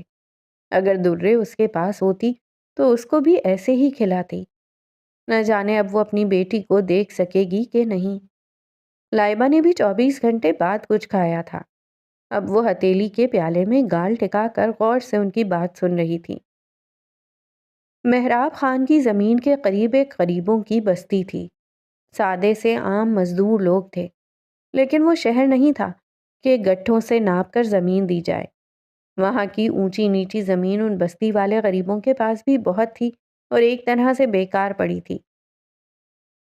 اس زمین کے پار ایک ندی تھی، جو تھی تو حکومت کی ملکیت، لیکن مہراب خان کی اس پر نظر تھی۔ جب پانی اہم ہو جاتا ہے نا تو سونا، ہیرے، جواہرات سب پیچھے رہ جاتے ہیں۔ ان کے لیے بھی پانی اہم ہو گیا تھا، نعیمہ نے بتایا۔ لائبہ یک ٹک دیکھ رہی تھی۔ کچھ زمین کی پرکھ رکھنے والوں کو احساس ہوا کہ وہاں کی جگہ الائچی کی کاشت کے لیے بہت اچھی ہے۔ بڑے سرمایہ دار وہ زمین خریدنا چاہتے تھے۔ ہونا کیا تھا، اس جگہ الائچی کی کاشت شروع ہو جاتی، لوگوں کو روزگار ملتا، سرمایہ داروں کو کاروبار ملتا۔ لیکن مہراب خان ایسا کیسے ہونے دے سکتا تھا؟ باہر کے لوگ آ کر قدم جما لیتے تو وہ کمزور ہو جاتا۔ اس نے بستی کے سادہ لوگوں کو سرمایہ داروں کے خلاف بھڑکانا شروع کر دیا۔ وہ تمہاری زمینیں لے لیں گے، تمہیں خالی کر دیں گے۔ لوگ بھی سادہ تھے، باتوں میں آ گئے۔ تب مہراب خان ایک عوامی لیڈر بن کر سامنے آئے۔ انہوں نے بستی کے لوگوں کو سود پر قرضہ دیا اور وہاں الائچی کا باغ لگانے میں مدد دی۔ مہراب خان ان کے ہیرو بن گئے۔ ان کی زمین بچ گئی، ان کو کسی نے راستہ دکھا دیا۔ وہ اپنی کاشت خود کرتے تھے، اپنے مالک خود تھے۔ غریب بستی والے زمیندار بننے کے قریب تھے۔ اس سے بڑی خوشی کیا ہو سکتی تھی کہ زمین بچ گئی اور ان کی اپنی زمین پھل دینے لگی۔ اور مہراب خان سے بڑا دیوتا ان کے لیے کون ہو سکتا تھا؟ چند سال بہت اچھے گزرے۔ فصل ہونے لگی تو مہراب خان نے اپنا اصل پلان شروع کیا۔ سود کا قرض سب کو ڈبو دیتا ہے، قرض ختم ہو بھی جائے تو سود جان نہیں چھوڑتا۔ اب مہراب خان دیوتا سے غاصب بن کر قرض کی رقم کا مطالبہ کرنے لگے۔ کچھ سمجھدار لوگوں نے زمین مہراب خان کو ہی دے کر قرض ادا کیا اور خود جمع پونجی لے کر بڑے شہر یا دوسرے ملک چلے گئے۔ کچھ کم کھاتے پیتے لوگ سادہ تھے جن کو زمین سے پیار تھا۔ سود کی رقم بڑھتی گئی تو انہوں نے محنت اور ہمت بڑھا لی۔ وہ اپنی زمین کسی کو نہیں دینا چاہتے تھے۔ 2/3 زمین مہراب خان کی تھی، 1/3 بستی والوں کی۔ معاملات خراب ہونے لگے۔ پہلے ہاتھ بھر بھر کر ان کو رقم اور سہولتیں دینے والا مہراب خان اب ان کی گردن پکڑ کر اپنی رقم کی واپسی کا مطالبہ کر رہا تھا۔ مہراب خان کو ان کی زمینیں چاہیے تھیں اور وہ دینا نہیں چاہتے تھے۔ یہ سب ایک سرد جنگ کی طرح عرصے سے چل رہا تھا۔ 7 تہوار آتے تھے، بستی میں شادیاں ہوتی تھیں، بچے بے فکر کھیلتے تھے، زندگی سب اچھی جا رہی تھی۔ میں بھی تبھی شادی ہو کر وہاں گئی تھی اور مجھے لگا تھا کہ میں جنت میں آ گئی ہوں۔ نعیمہ نے سانس لیا۔ اس نے بھی وہی غلطی دہرائی تھی جو بستی والوں نے کی تھی۔ وہ بھی یہی سمجھی تھی کہ اتنا وقت گزر گیا، اب کیا ہوگا۔ وہ بھول گئی تھی کہ مہراب خان نہیں بھولتا۔ وہ طاق میں لگا اپنے دشمن کے غافل ہونے کا انتظار کرتا ہے۔ پھر لائبہ نے گھڑی دیکھی، مغرب ہونے والی تھی۔ پھر ایک روز بستی میں غنڈوں کا ایک سرپھرا بے درد گینگ آ گیا۔ جنگ کا ماحول ہو گیا۔ انہوں نے بے دردی سے لوگوں کو مارا، گھروں کو لوٹا اور اس جگہ پر قبضہ کر کے بیٹھ گئے۔ کتنے ہی خوشحال خاندان زمین سے ہی مٹ گئے۔ وہ پرامن زمین جہاں بچے کھیلتے تھے خون سے نہا گئی۔ نعیمہ کی شادی کے بعد 3 مہینے بے حد خوشگوار گزرے تھے۔ چوتھے مہینے بعد یہ قتل عام والا واقعہ ہوا۔ یہ پہلی بار تھا جب اسے اپنے سسر کی طاقت اور سفاکی کا اندازہ ہوا تھا۔ ایسا کیسے ہو سکتا ہے؟ قانون کہاں تھا؟ پولیس نے گنڈوں کو کیوں نہیں پکڑا؟ لائبہ کو یہ کہانی کسی پرانے زمانے کی داستان لگ رہی تھی۔ قدیم بادشاہت کا دور، ایک ہی حاکم، لیکن آج کل ایسے کیسے ہو سکتا تھا؟ جب تک چیتا لکھنا نہیں سیکھ لیتا، کہانیوں میں شکاری ہی ہیرو بنتے رہیں گے۔ اپنے شکار کی نسلیں ہی ختم کر دو تو کون بتائے گا کہ ان کے ساتھ ناانصافی ہوئی ہے؟ وہاں بھی یہی ہوا تھا۔ کچھ دنوں میں غنڈوں نے بچنے والوں کی وہ درگت بنا دی کہ اپنی زمین سے انہیں صرف قبر کی یاد آنے لگی۔ تب مہراب خان ایک بار پھر وہاں نجات دہندہ بن کر آئے۔ انہوں نے غنڈوں سے معاہدہ کیا۔ جو چند لوگ بچ گئے تھے ان کی زمین خود خرید کر ان کو اتنے پیسے دے دیے کہ کہیں دور جا کر آرام سے نئی زندگی کی شروعات کر سکیں۔ جو نہیں رہے تھے ان کی زمین پچھلے سود کے معاہدے کی روح سے مہراب خان کی ہی تھی، لیکن وہاں چند بچے بھی تھے جو یتیم ہو چکے تھے۔ مہراب خان نے ان کو بھی اپنی آغوش میں لے لیا۔ مہراب خان کو زمین مل گئی، بہتے دریا کا قرب مل گیا، چند معصوم بچے مل گئے جو مہراب خان کو اپنا سب سے بڑا نجات دہندہ سمجھتے تھے۔ نعیمہ اب بھی یاد کرتی تھی تو رونگٹے کھڑے ہو جاتے تھے۔ وہاں کا چھوٹا سا اسپتال کیسے لاشوں سے بھر گیا تھا۔ وہ ڈر کر کیسے چیخیں مار کر عرصے تک راتوں کو اٹھتی تھی، اور یہی حال ارد گرد سب کا تھا۔ ایسا وہاں پہلے کبھی نہیں ہوا تھا کہ قتل عام اور لوٹ مار ہو۔ اس نے یونس سے التجا کی تھی کہ اسے شہر لے چلے۔ اس نے بنا قانون کی زمین پر نہیں رہنا۔ محل نہ سہی، 2 کمرے ہی سہی، وہ خوشی خوشی رہ لے گی، مگر ایک بار ادھر آنے کے بعد واپسی ممکن نہیں تھی۔ مجھے کچھ سمجھ نہیں آئی، اس کہانی میں جھول ہیں، ایسا کیسے ہو سکتا ہے؟ لائبہ نے ذہن میں دہرایا۔ پھر بھی کہانی کے سرے نہیں مل رہے تھے۔ نعیمہ زخمی انداز میں مسکرائی۔ وہ جانتی تھی کہانی میں کیا جھول ہے۔ اس کی پونی، کلپ، پن سب کہیں گر چکا تھا۔ وہ بالوں کی چٹیاں بناتی تھی جو کچھ دیر بعد کھل جاتی۔ وہ کھڑی ہو کر کھڑکی تک پہنچی۔ پاؤں کی بیڑی جلد میں گھسنے لگی۔ ایڑی کی ہڈی ٹیسوں سے بھرنے لگی، لیکن اسے دیکھنا تھا کہ بشار کہاں ہے۔ یہ بھاگنے کا آخری موقع تھا۔ اس نے کھڑکی کی درخت سے باہر جھانکا، کچھ نظر نہیں آ رہا تھا۔ اس نے چمچ سے لکڑی پر چوٹ کی۔ ذہن اس کا اب بھی سوچ رہا تھا کہ بشار ہے کون؟ اسے یقین تھا کہ وہ محراب خان کا کچھ لگتا ہے، مگر کیا؟ وہ سب یاد کرنے لگی جو اس نے نعیمہ سے سنا تھا۔ چمچ سے کھرچ کر لکڑی کی دراڑ کو بڑھاتے ہوئے وہ یاد کر رہی تھی، وہ جو کبھی ایک بھیانک خواب تھا جو اس کی حقیقت بن گئی تھی۔ اتنے میں باہر سے میوزک کی آواز آنے لگی۔ بشار سر میں ایک دھن بجا رہا تھا۔ در سمین کے پور پور میں اس دھن کے سر لہرانے لگے۔ وہ جیسے سپیرا تھا۔ در سمین ایک ناک کی طرح اس کی دھن پر بے بس ہو کر جھومنے لگی تھی۔ اتنے میں اس کا چمچ لکڑی میں کھپ گیا۔ لکڑی کا پتلا لمبوترا ٹکڑا ٹوٹ گیا۔ اس نے ایک آنکھ لگا کر باہر دیکھا۔ اس کی ایڑی مزید چھلنے لگی تھی۔ باہر بشار چارپائی پر بیٹھا تھا اور 2 چمچوں سے پلاسٹک کی کرسی پر ڈرم بجا رہا تھا۔ یہ فارغ انسان کی دھن نہیں تھی، کسی ماہر کے ہاتھ کا کمال تھا۔ پھر بشار نے چمچ رکھ کر جیب میں موجود ایک ہاتھ جتنا تانبے کا بنا چھوٹا باجا نکالا۔ وہ فوجی باجے کی طرح تھا، ایک طرف سے پتلا، دوسری طرف سے موٹا۔ بیچ کا پائپ مڑا ہوا تھا۔ بشار وہ بگل بجانے لگا۔ در زمین پر دھاگ بیٹھنے لگی۔ دوسرے ہاتھ سے بشار اپنی چابیاں ہلا کر مخصوص دھن دے رہا تھا۔ پھر اس نے اپنے پاؤں کو اٹھا کر زمین پر مارنا شروع کر دیا۔ ایک چھوٹے ڈرم جیسی دھن بیچ میں شامل ہو گئی۔ وہ بہت مہارت سے ایک ساز چھوڑ کر دوسرے پر جا رہا تھا۔ اس کے خود ساختہ سازوں کی دھن ایسی تھی کہ خون جوش مارنے لگے۔ سروں میں مناسب وقفہ ہوتا تو شادمانی لگنے لگتی، تیزی آتی تو خوف محسوس ہونا شروع ہو جاتا۔ بشار کا میوزک اسے اپنے سحر میں لے رہا تھا۔ اسے لگنے لگا تھا وہ معمولی ہے، بے بس ہے۔ اس کو اپنی درد میں ڈوبی ایڑی پر چلانا یاد نہیں رہا۔ اور یہ سب کیوں ہو رہا تھا؟ وہ جانتی تھی۔ اس کا جسم گواہی دے رہا تھا کہ وہ ذہنی طور پر قابو ہو رہی ہے۔ اس کے سامنے ایک آدمی نقلی سازوں سے وہ دھن بجا رہا تھا جو در زمین نے بچپن میں حویلی میں سنی تھی۔ بلکہ نہیں، وہ دھن تو زاہلہ نے سنی تھی۔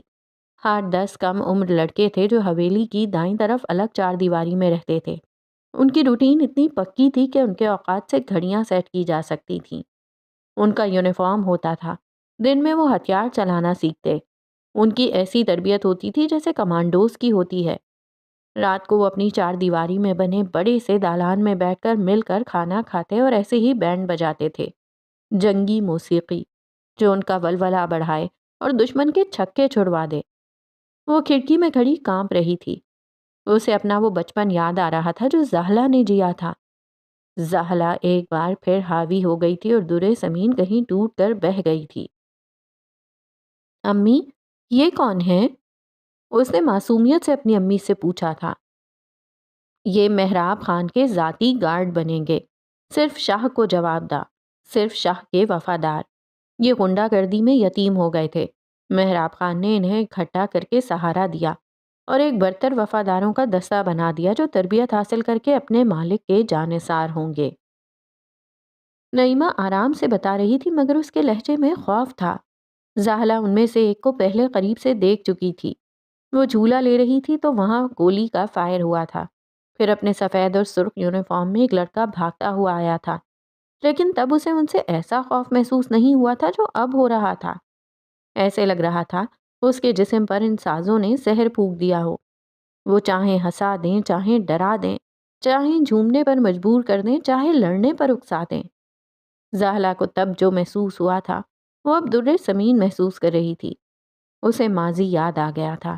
اسے سمجھ آ گئی تھی کہ بشار محراب خان کا وفادار ہے، اس کے لیے جان دے سکتا ہے اور لے سکتا ہے، اور ہو نہ ہو یہ وہی ہے جو باغیچے میں گولی دیکھنے آیا تھا۔ وہ بھاگنے کے سب ارادے بھلا کر کھڑکی سے پیچھے ہوئی۔ زمین پر بیٹھ کر اس نے دونوں ہتھیلیوں سے اپنے کان بند کرنا چاہے۔ بشار کا ساز سنائی نہ بھی دیتا تو وہ یادداشت کے اس بینڈ کو کیسے چپ کرواتی جو اس کے سر میں ڈھول پیٹ کر اس کے ذہن کو مفلوج کر رہا تھا۔ وہ خوفناک رات تھی، اتنی کہ اس کے بعد طلوع ہونے والا دن بھی قہر سے بھرا تھا۔ اس کے ماں باپ نے اچانک آنے والے غنڈوں کے خلاف ہتھیار اٹھا لیے تھے۔ وہ اس لیے مارا گیا۔ اس کی ماں کیوں ماری گئی وہ نہیں جانتا تھا۔ وہ چھوٹا تھا۔ اگلی صبح ان خونخوار غنڈوں نے گھروں سے لوٹی دولت کا ڈھیر لگایا۔ اس جیسے یتیم بچے قطار میں کپڑوں پر اپنوں کے لہو کے داغ لیے بیٹھے تھے۔ بشار نے گردن اٹھا کر دیکھا تو اسی قطار میں ہٹے کٹے مرد بھی تھے۔ ان میں بھی ویسی ہی بے بسی تھی جو معصوم بچوں میں تھی۔ اسے اپنا باپ دنیا کا سب سے طاقتور انسان لگتا تھا۔ وہ کیسے مر سکتا تھا؟ وہ تو گھر میں آتا تو خوف پھیل جاتا تھا۔ اسے ان کے مرنے کا دکھ تھا، مگر یہ بھی سچ تھا کہ باپ زندہ بھی ہوتا تو اسے نہ بچاتا۔ اس کی ماں اچھی تھی مگر وہ کمزور تھی، خود کو بچا نہیں پاتی تھیں، اسے کیسے بچاتی؟ ایک رات میں بچپن چھن گیا، معصومیت چلی گئی، اس کا خیال رکھنے والا کوئی نہیں تھا۔ اسے بھوک لگی تھی مگر کس سے کہتا؟ تب وہاں کچھ بندے آئے۔ وہ لوگ ان گنڈوں کی طرح کرخت چہروں والے نہیں تھے۔ ان کا لباس صاف تھا اور اب سب نے داڑھی کا نفاست سے خط بنایا ہوا تھا۔ ایک دم سے وہ گنڈوں کے مقابلے میں اچھے لگنے لگے۔ ان آنے والوں نے گاڑی کا دروازہ کھولا اور بڑی سیاہ گاڑی سے روب سے مہراب خان اترا، کسی بادشاہ کی طرح۔ اس کی کلائی میں سنہری گھڑی تھی۔ عجیب بات تھی، جو گنڈے بدماش رات کو ہر انسان کو گاجر مولی کی طرح کاٹ رہے تھے، وہ مہراب خان کے آگے آنکھیں دکھانے کے علاوہ کچھ نہ کر سکے۔ مہراب خان کی شخصیت ہی ایسی تھی، جو بولتا تھا تو سارے چپ ہو جاتے تھے۔ وہ آواز اونچی کیے بنا اگلے کو نظریں نیچے کرنے پر مجبور کر دیتا تھا۔ بشار کو وہ پہلی نظر میں ہی بہت اچھا لگا تھا۔ نجات دہندہ، فلاح لانے والا۔ ابھی وہ چھوٹا تھا، صدمے سے گزر رہا تھا، لیکن اندر کہیں اس نے سوچ لیا تھا وہ بڑا ہوگا تو اپنے باپ جیسا نہیں بنے گا، مہراب خان جیسا بنے گا۔ مہراب خان نے ہتھیاروں سے لیس دشمن کو صرف الفاظ سے ہی قائل کر لیا۔ جو خاندان تھوڑے بہت بچ گئے تھے انہیں رقم دے دی کہ کہیں اور جا کے نئی زندگی شروع کر سکیں۔ بشار جیسے 8 لڑکے تھے جن کا دور دور تک کوئی نہیں تھا۔ وہ تکتے ہی رہ گئے کہ کوئی ان کا بھی ذکر ہو، کوئی ان کے بھی زخموں پر مرہم رکھے، مگر ایسا کچھ نہیں ہوا۔ واقعوں کا فیصلہ کر کے غنڈوں سے معاہدہ کر کے مہراب خان اٹھ کر جانے لگے۔ بشار زمین پر ہی بیٹھا تھا اور زمین ہی تک رہا تھا۔ اس نے دیکھ لیا تھا کہ مہراب خان کے جانے کے راستے میں کانچ پڑا ہے۔ بشار تیزی سے اٹھا اور دوڑ کر مہراب خان کے راستے میں پہنچا۔ اپنے ننھے ہاتھوں سے اس نے زمین کا وہ کانچ اٹھا لیا اور کھڑا ہو گیا۔ اس نے مہراب خان کو دیکھا، جو اپنے راستے میں اچانک آنے والے بچے کو دیکھ کر چونک گیا تھا۔ بشار نے ادب سے سر جھکایا اور کونے میں جا کر کھڑا ہو گیا۔ مہراب خان بچے کی صورت اور اس کے ہاتھ میں مٹی سے لتھڑے کانچ کو دیکھ رہا تھا۔ یہ کون ہے؟ اس نے اپنے بندے سے پوچھا۔ یہ کچھ بچے ہیں، نہ ماں رہی ہے نہ باپ، لیکن ان سب نے بھی سود پر قرض لے رکھا تھا۔ اس کے آدمی نے اس کی تسلی کروائی کہ اس کی زمین بھی اب سے مہراب خان کی ہو گئی ہے۔ اور کوئی رشتہ دار؟ مہراب خان بچے کو دیکھ رہے تھے۔ اسے بہت اچھا لگ رہا تھا۔ اس نے تو بڑے بڑوں کی تابعداری دیکھی تھی، لیکن ایک معصوم بچہ جس نے بغیر کسی خوف کے دل سے اس کا احترام کیا تھا، وہ پاکیزہ احترام اسے ان زمینوں سے بڑی دولت محسوس ہو رہی تھی جس کو اس نے سالوں کی پلاننگ کے بعد حاصل کیا تھا۔ ان کو حویلی لے آؤ، ہم ان کو بے آسرا نہیں چھوڑیں گے، مہراب خان نے بڑے پن سے کہا۔ بشار نے ایک بار پھر نظر اٹھا کر اس نجات دہندہ کو دیکھا۔ وہ بے آسرا نہیں رہا تھا، اسے اپنا لیا گیا تھا۔ نعیمہ نے لائبہ کی مشکل آسان کی۔ اس کہانی میں جھول یہ ہے کہ شروع میں کسی کو سمجھ ہی نہیں آئی کہ غنڈوں کو بھیجنے والا مہراب خان خود تھا۔ یہ سارا اس کا پلان تھا جو بہت بہترین گیا تھا۔ اس نے کسی اور کی بیکار پڑی زمین کو ان کی ہی محنت سے باغ میں بدلوایا، پھر خود اس کا مالک بھی بن بیٹھا اور لوگوں کا ہیرو بھی۔ اس نے انگلی بھی نہیں ہلائی اور ایسے داؤ پیچ کھیلے کہ وہی بادشاہ بن گیا۔ نعیمہ سب یاد کر کے کپ کپانے لگی تھی۔ اس کے ہونٹ خشک ہو گئے تھے اور دل پتے کی طرح لرز رہا تھا۔ یہی حال لائبہ کا بھی تھا۔ اسے اب سمجھ آئی تھی، کوئی بھی ہوتا تو وہی کرتا جو نعیمہ نے کیا تھا، بلکہ نعیمہ نے جو کیا وہ بہادری تھی۔ کوئی کمزور عورت ہوتی تو ہتھیار ڈال کر رعایا بن جاتی۔ در سمین بہت بڑے خطرے میں تھی۔ وہ لوگ سچ میں رحم کے معنی نہیں جانتے تھے۔ اتنی دور کی کوڑی سالوں پر محیط پلان، اور یہ تو ایک قصہ تھا، نہ جانے ایسے اور کتنے واقعات ہوں گے۔ وہ محراب خان کے صرف نام سے واقف تھی، مگر آج نام سن کر ہی تھر تھر کانپ رہی تھی۔ وہ تو اتنی ڈری ہوئی تھی کہ دروازے پر دستک ہوئی تو صوفے پر چیخ مار کر اچھلی۔ باہر آنے والا انسپیکٹر اویس تھا۔ اس نے اندر سے چیخ کی آواز سنی تو بغیر اجازت ہی دروازہ کھول کر اندر آ گیا اور خوفزدہ بیٹھی لائبہ کو دیکھا۔ تو یہ تھی وہ لڑکی جس کو اس کی امی نے اس کے لیے پسند کیا تھا۔ اس نے جبین سے ذکر سنا تھا، لیکن ملاقات ایسے حالات میں ہوگی کہ یہ کبھی نہیں سوچا تھا۔ میں اندر آ جاؤں؟ اویس نے نعیمہ سے اجازت طلب کی۔ جی انسپیکٹر اویس، کچھ معلوم ہوا؟ نعیمہ کو تو اس کا ہی انتظار تھا۔ ویسے تو وہ 8 بچے تھے جو حویلی میں آئے تھے۔ حویلی کے باہر چند مہمان خانہ نما کمرے تھے، ہنگامی طور پر وہاں تعمیر کروائی، 4 دیواری بنائی، مزید کمرے ڈلوائے گئے اور وہ ان بچوں کا گھر ٹھہرا۔ اتنا اچھا انتظام دیکھ کر بستی کے کچھ اور بچے بھی آ گئے جن کے دور کے رشتہ دار زندہ تھے۔ انہوں نے بھی بچے محراب خان کے سپرد کیے تاکہ وہ بہتر زندگی گزار لیں۔ بشار خاموش رہتا تھا اور ہر چیز غور سے دیکھتا تھا۔ اس کا حافظہ بلا کا تھا۔ اس روز وہ اپنا سفید یونیفارم پہن کر بہت سلیقے سے تیار ہوا تھا۔ اسے یہ اعزاز لگتا تھا، جبکہ اس کے ساتھ آئے دوسرے لڑکے اسے قیدیوں کا لباس سمجھتے تھے۔ دیوار پر لال چادر لہرا دی گئی، جس کا مطلب تھا کھانے کا وقت ہو گیا ہے۔ گھنٹی اس لیے نہیں لگائی جاتی تھی کیونکہ مالک کی رہائش قریب تھی اور شور کرنے کی اجازت نہیں تھی۔ لال چادر دیکھ کر کمروں اور میدان سے سارے بچے آ جاتے تھے۔ اس روز وہ کھانا کھا رہے تھے جب محراب خان اپنے کچھ آدمیوں کے ساتھ آئے۔ اجمل اور یاسین نے غصے میں کھانا چھوڑ دیا۔ وہ سمجھتے تھے کہ محراب خان نے ان کی زمینیں لے لی ہیں۔ وہ اس کو غاصب کی نظر سے دیکھتے تھے۔ بشار نے بھی کھانے سے ہاتھ کھینچ لیا، لیکن اس نے ایسا احترام میں کیا تھا۔ محراب خان صحن کے عین بیچ میں کھڑے ہو گئے تھے۔ انسان کی پہلی ضرورت ہوتی ہے زندگی، محراب خان نے بولنا شروع کیا، اور دوسری ہوتی ہے اچھی زندگی۔ پہلی کے بغیر دوسری نہیں ملتی۔ تمہارا مقصد اس وقت اپنی پہلی ضرورت ہونا چاہیے۔ میں نے تمہیں تحفظ دے کر تمہاری پہلی ضرورت پوری کی ہے، اس لیے تاکہ تم میری وفاداری کرو، اپنی زندگی کو بچاؤ اور میری ہر بات مانو۔ اگر تم لوگ ایسا کرو گے تو تمہاری دوسری ضرورت میں پوری کر دوں گا، تمہیں اچھی زندگی دوں گا، یہ میرا وعدہ ہے۔ محراب خان نے دل پر ہاتھ رکھ کر یقین دلایا۔ تم لوگوں کو ہر وہ چیز سکھائی جائے گی جو تمہیں دوسرے سے طاقتور کر دے گی۔ یہ یاد رکھو، تمہاری وفا صرف مجھ سے ہو۔ محراب خان نے باری باری سب بچوں کو دیکھا تو اسے وہ بچہ بھی نظر آیا جس نے اس کے راستے سے کانچ اٹھایا تھا۔ وہ آج بھی بے لوث احترام سے دیکھ رہا تھا۔ وہ اسے کوئی بھی اضافی توجہ دیے بنا چلا گیا۔ بشار اداس ہو گیا۔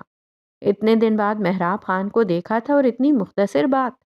زیادہ تر لوگ دباؤ میں بغاوت کرتے ہیں، بشار ایسا نہیں تھا۔ وہ سر جھکانے والوں میں سے تھا۔ سخت طبیعت کے تو اس کے ابو بھی تھے، لیکن وہ موڈ کے حساب سے چلتے تھے۔ اچھا موڈ ہو تو پیار سے پاس بٹھا کر بات کرتے، خراب موڈ ہوتا تو بشار جتنا بھی اچھا کام کر لے ڈانٹتے رہتے۔ اب یہ فرق تھا کہ بشار اچھا کرتا تو اس کے ساتھ اچھا ہوتا تھا، وہ برا کرتا نہیں تھا تو اس کے ساتھ برا ہوتا بھی نہیں تھا۔ اس معاملے میں بھی محراب خان اسے اپنے حقیقی باپ سے زیادہ انصاف پسند لگا۔ ان کی ٹریننگ شروع ہو گئی۔ یہ ایک ایسا بے لوث دستہ بننا تھا جن کو شادی کی اجازت ہی نہیں تھی۔ یتیم پہلے ہی تھے، دوسرا کوئی رشتہ نہ ہوتا تو محراب خان ان کا واحد مقصد بن کر رہ جاتا۔ یوں وفاداری یقینی تھی۔ دن میں ٹریننگ کرتے اور رات کو ساز بجاتے، یہ ان کی تفریح بھی تھی اور فخر بھی۔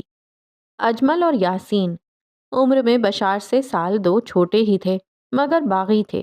کسی اور معاملے میں دل لگائیں نہ لگائیں، لیکن شام ڈھلے کی اس موسیقی کی محفل میں وہ بھی دل سے شریک ہوتے تھے۔ وہ دن ان کی تربیت کے امتحان کا دن تھا۔ بشار اور یاسین سمیت 3 اور لڑکوں کے پاؤں باندھ دیے گئے تھے، ان کے ہاتھ بھی ان کی کمر پر بندھے تھے۔ وہ تالاب کے سب سے گہرے سرے کے کنارے کھڑے تھے جب انہیں پیچھے سے دھکا دیا گیا۔ سارے لڑکے 3 میٹر کی گہرائی میں جا گرے۔ ایک لڑکا گھبرا گیا اور ہاتھ پاؤں مارنے لگا، جو کہ اس پانی کے ڈاؤن پروفنگ ٹریننگ کی سب سے اہم اصول کی خلاف ورزی تھی۔ ہاتھ پاؤں مارنے سے زیادہ آکسیجن لگتی ہے۔ اس کے برعکس بشار نہایت پرسکون تھا۔ انہیں یہ تربیت کئی بار مل چکی تھی، آج تو حتمی امتحان تھا۔ بشار نے خود کو ڈھیلا چھوڑ دیا۔ وہ آہستہ آہستہ سرکتا ہوا زمین پر جا لگا۔ اس کے دونوں پاؤں تیلاب کی تہہ میں لگے تو اس نے پوری قوت سے پاؤں سے زمین کو دھکا دیا اور اپنے جسم کو اوپر کی طرف کرنے لگا۔ ایسے بغیر اضافی زور لگائے وہ دوبارہ سطح تک پہنچا۔ منہ پانی سے نکال کر اس نے ایک لمبی سانس لی اور دوبارہ نیچے کی طرف آنے لگا۔ ایسے کرتے ہوئے وہ پیٹھ کے پیچھے اپنے ہاتھ کی رسیاں ڈھیلی کر رہا تھا۔ یہ عمل اسے کئی بار دہرانا پڑا تھا۔ جب وہ پہلی رسی اپنی انگلی سے کھولنے میں کامیاب ہو گیا، اس کے بعد سب بہت جلدی ہوا۔ اس نے رسی کھول لی، ہاتھ آزاد کیے۔ اب پاؤں کھولنا کوئی بڑی بات نہیں تھی۔ وہ پاؤں کھول کر اوپر جا رہا تھا جب اس نے دیکھا کہ یاسین بھی اپنے پاؤں کھول رہا ہے۔ اگر اسے اول آنا تھا تو وہ ایک سیکنڈ بھی ضائع نہیں کر سکتا تھا۔ اتنی سخت جان نکالنے والی تربیت کے بعد بھی بشار کے اندر کا معصوم انسان زندہ تھا۔ اسے جانا چاہیے تھا۔ وہ پہلا لڑکا جو گھبرا کر ہاتھ پاؤں مار رہا تھا، بشار نے اس کا رسی کے بلوں میں سے پہلی رسی کھول دی تھی۔ یہ کوئی اولمپکس تو تھا نہیں کہ کیمرے لگے ہوں۔ اس لڑکے کو خود نہیں پتا تھا کہ کس نے اس کی مدد کی۔ بشار یہ کرتے ہی تیر کر سطح پر پہنچ گیا تھا۔ تالاب سے چہرہ نکالتے ہی اس نے دیکھا یاسین جیت چکا تھا اور جھک کر محراب خان کو سلام کر رہا تھا۔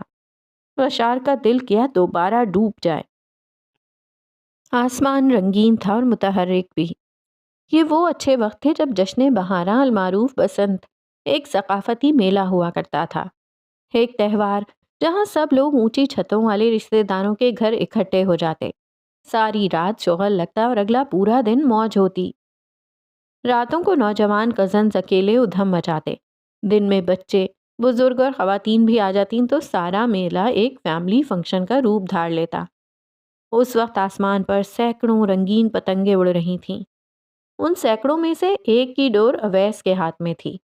اس نے انگلیوں پر جگہ جگہ کاغذی ٹیپ لگا رکھی تھی اور ان ٹیپوں کے نیچے زخم تھے جو پتنگ بازی کے جوش میں اب محسوس نہیں ہو رہے تھے۔ اسے پتنگ بازی کا جنون تھا اور وہ اس میں بہت اچھا بھی تھا۔ اس معاملے میں دوسرے اس سے محتاط رہتے تھے۔ البتہ یہ کوئی کمال نہیں تھا۔ اس عمر کے نوجوان پڑھائی میں اچھے ہوں تو کمال تھا، فرما برداری میں اچھے ہوں تو بھی باعزت تھا، لیکن پتنگ بازی یہ بھی کوئی ہنر تھا؟ مگر اس کا یہی شوق تھا، اتنا گہرا شوق کہ چند مہینے پہلے جوش جنون میں چھت سے گر کر ٹانگ توڑوا بیٹھا تھا۔ ٹانگ ٹھیک ہوتے ہی وہ چھت پر دوبارہ موجود تھا۔ آج تو پورا شہر اس جشن میں شریک تھا۔ آج تو سمجھو اس کا دن تھا۔ یوں ہی پتنگ اڑاتے ہوئے اس نے سامنے والی چھت کے مبشر کا شاندار گڈا، بڑی پتنگ کا پنجابی نام، ڈور سے جدا کر ڈالا۔ باجے بجے، بو کاٹا کا شور اٹھا، ہر ممکن طریقے سے جشن منایا گیا۔ یہ اویس کی کامیابی سے زیادہ مبشر کی ہار کا جشن تھا۔ اس جیسا بددماغ لڑکا سب کو ہی ناپسند تھا۔ اویس اپنی کامیاب پتنگ کی ڈور اپنے بھائی کو پکڑا کر پانی پینے لگا۔ اسے تھرل پسند تھا، اسے اس میں ہی مزہ آ جاتا تھا۔ اسے جشن منانے کی طلب ہی نہیں ہوتی تھی۔ وہ ہمیشہ سے خطروں کا کھلاڑی رہا تھا، لیکن وہ کوئی کام بے مقصد نہیں کرتا تھا۔ اس کے ساتھی ایک پہیے پر بائک چلاتے تھے تو اویس پوچھتا تھا اس کا کیا فائدہ؟ اگر فائدہ نہ ملتا تو وہ ایسے کام نہیں کرتا۔ وہ دیوار ٹاپ لیتا تھا کیونکہ دوپہر میں جب وہ کرکٹ کھیل کر آتا تھا تب امی سو رہی ہوتی تھیں۔ اس نے ایک دفعہ بچپن میں نہر میں ایک ڈوبتے دوست کو بچانے کے لیے چھلانگ لگا دی تھی۔ دونوں کو دوسرے لوگوں نے بچایا تھا، لیکن اسے کبھی اپنی حرکت پر افسوس نہیں ہوا۔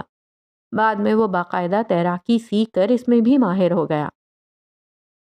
بے مقصد ہو تو چکراتی گھماتی رولر کوسٹر رائڈ میں بھی اسے کوئی ایڈونچر محسوس نہیں ہوتا تھا۔ وجہ ہو تو وہ چلتی گاڑی کے سامنے چھلانگ لگا سکتا تھا، چاہے وجہ چھوٹی ہی کیوں نہ ہو۔ یہاں مقصد تھا مبشر کو سبق سکھانا۔ وہ محلے کا بدماش بنتا جا رہا تھا۔ اس نے یہ مقصد پورا کر لیا۔ مبشر اپنی چھت پر غصے سے چلا رہا تھا۔ جنہیں جھکنے کی عادت نہیں رہتی وہ زندگی دوسروں کے ساتھ اپنے لیے بھی مشکل بنا ڈالتے ہیں۔ مبشر کو اپنے سے چھوٹے لڑکے سے گڈا کٹوانا ناک کٹوانے کے برابر لگا۔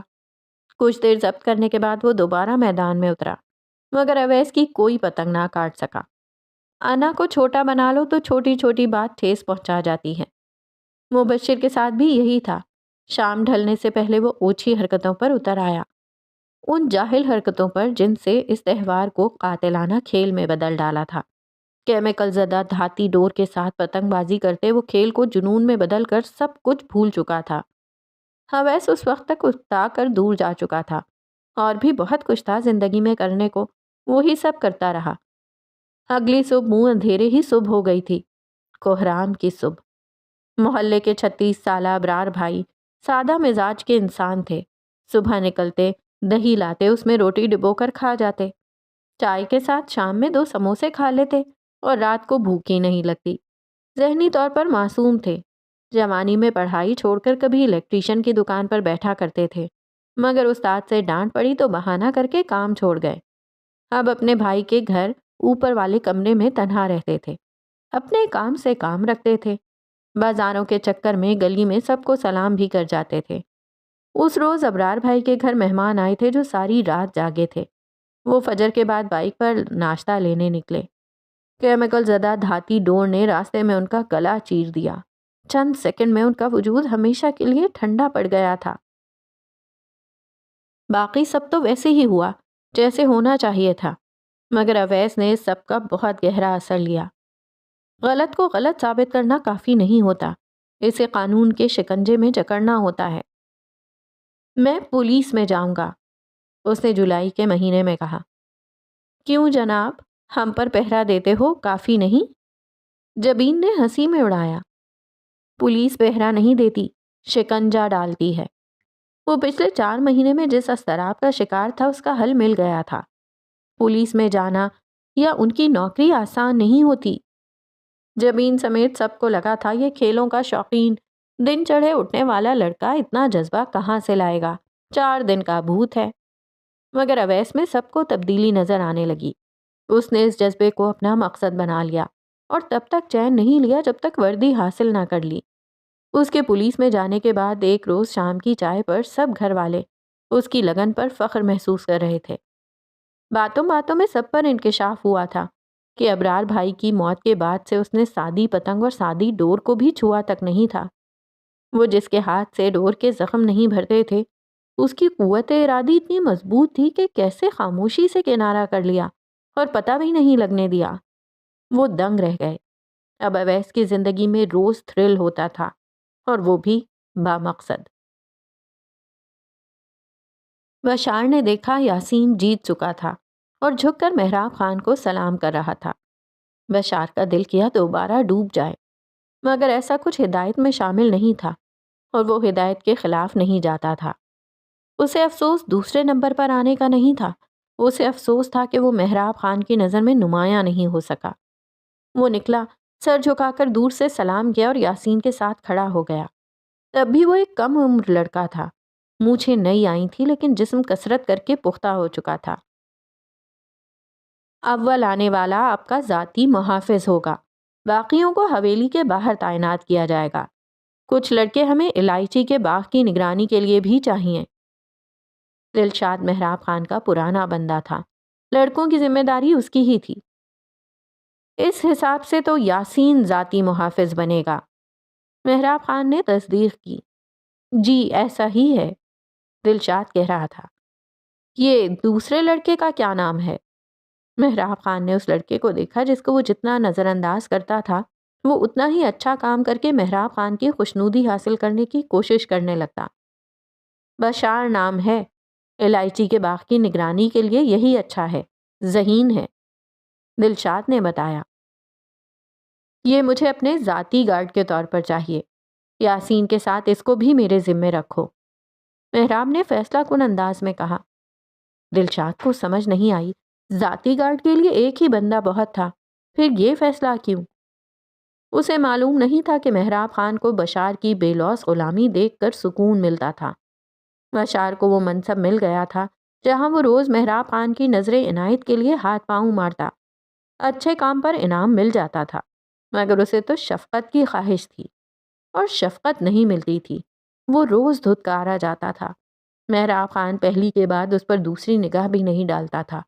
پھر اگلے روز وہ پہلے سے بھی زیادہ کوشش کرتا۔ ساز بند ہو گئے تھے۔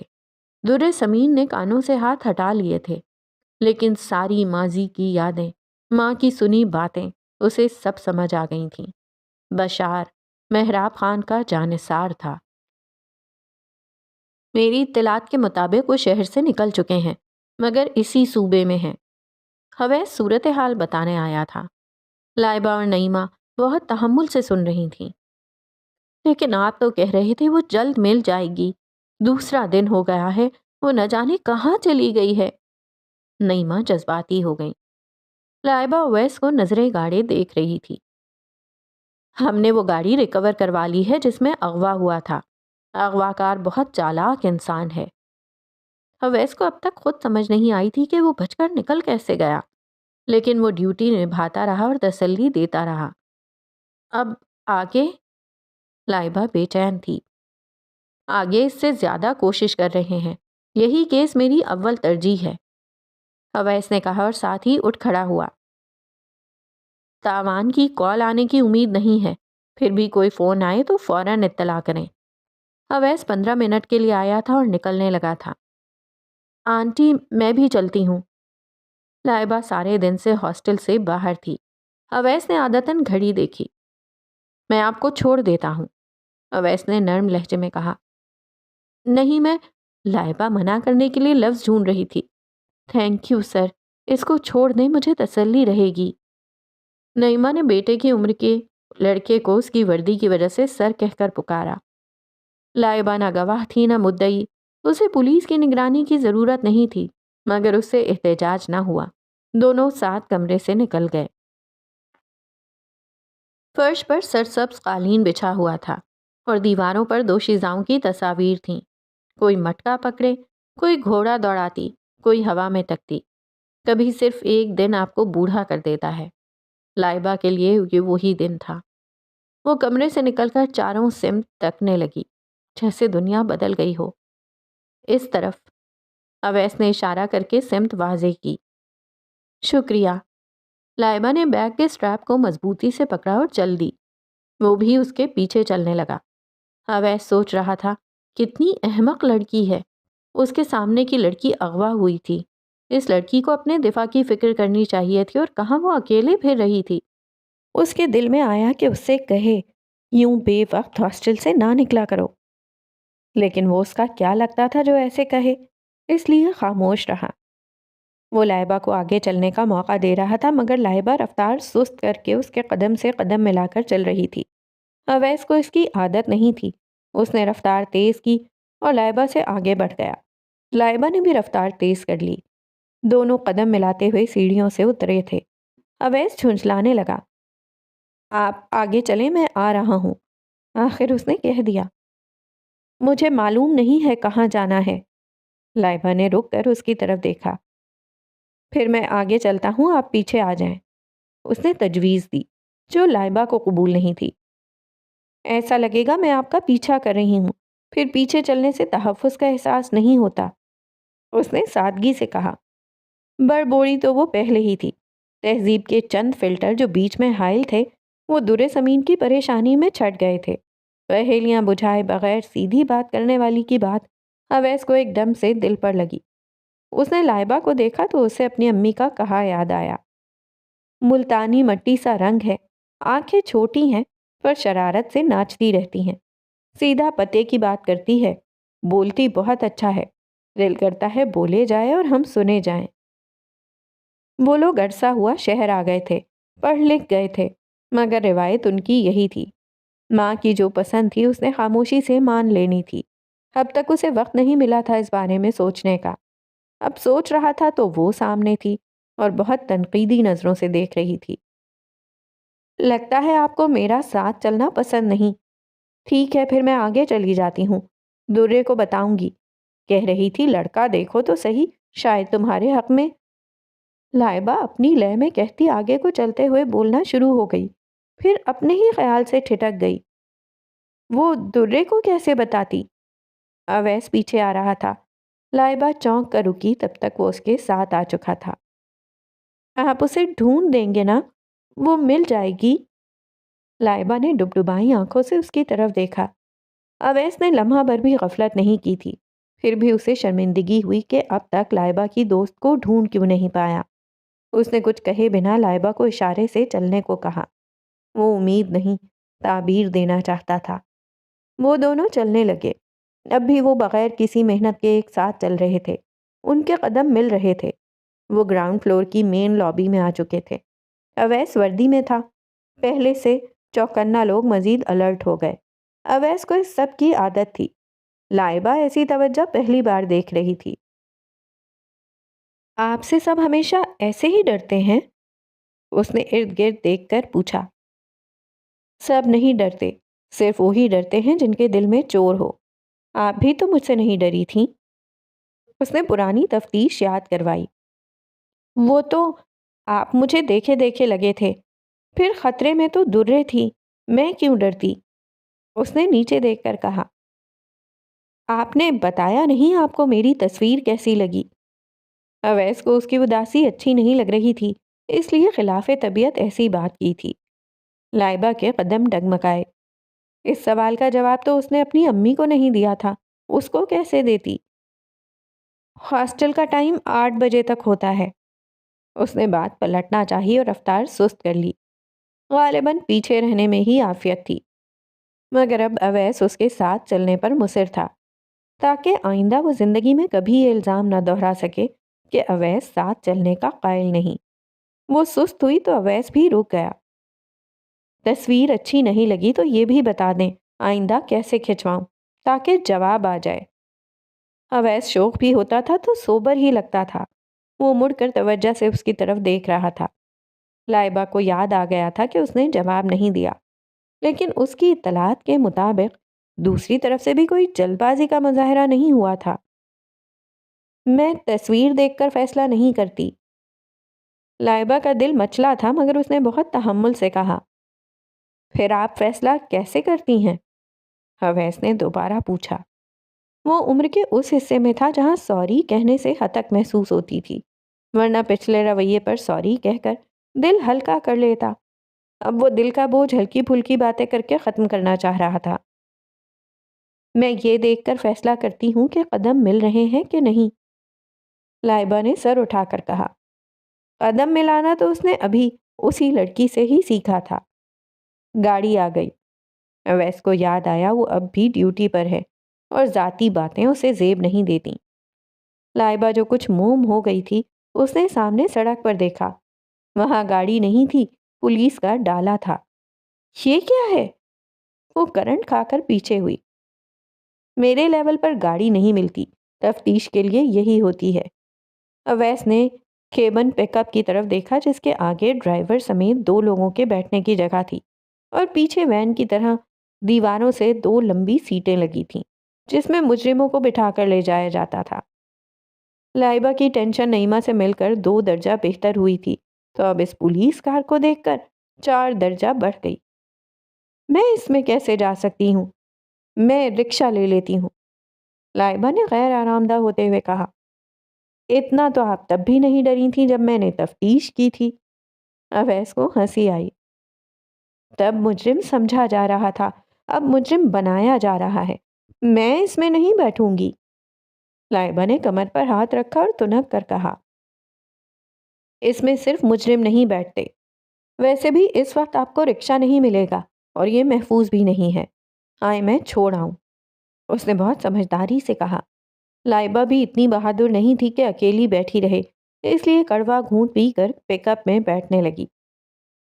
آپ آگے نہیں بیٹھ سکتی، آگے صرف 2 لوگوں کی جگہ ہے، اویس نے بتایا۔ پھر پیچھے بیٹھوں جہاں آپ مجرموں کو بٹھاتے ہیں؟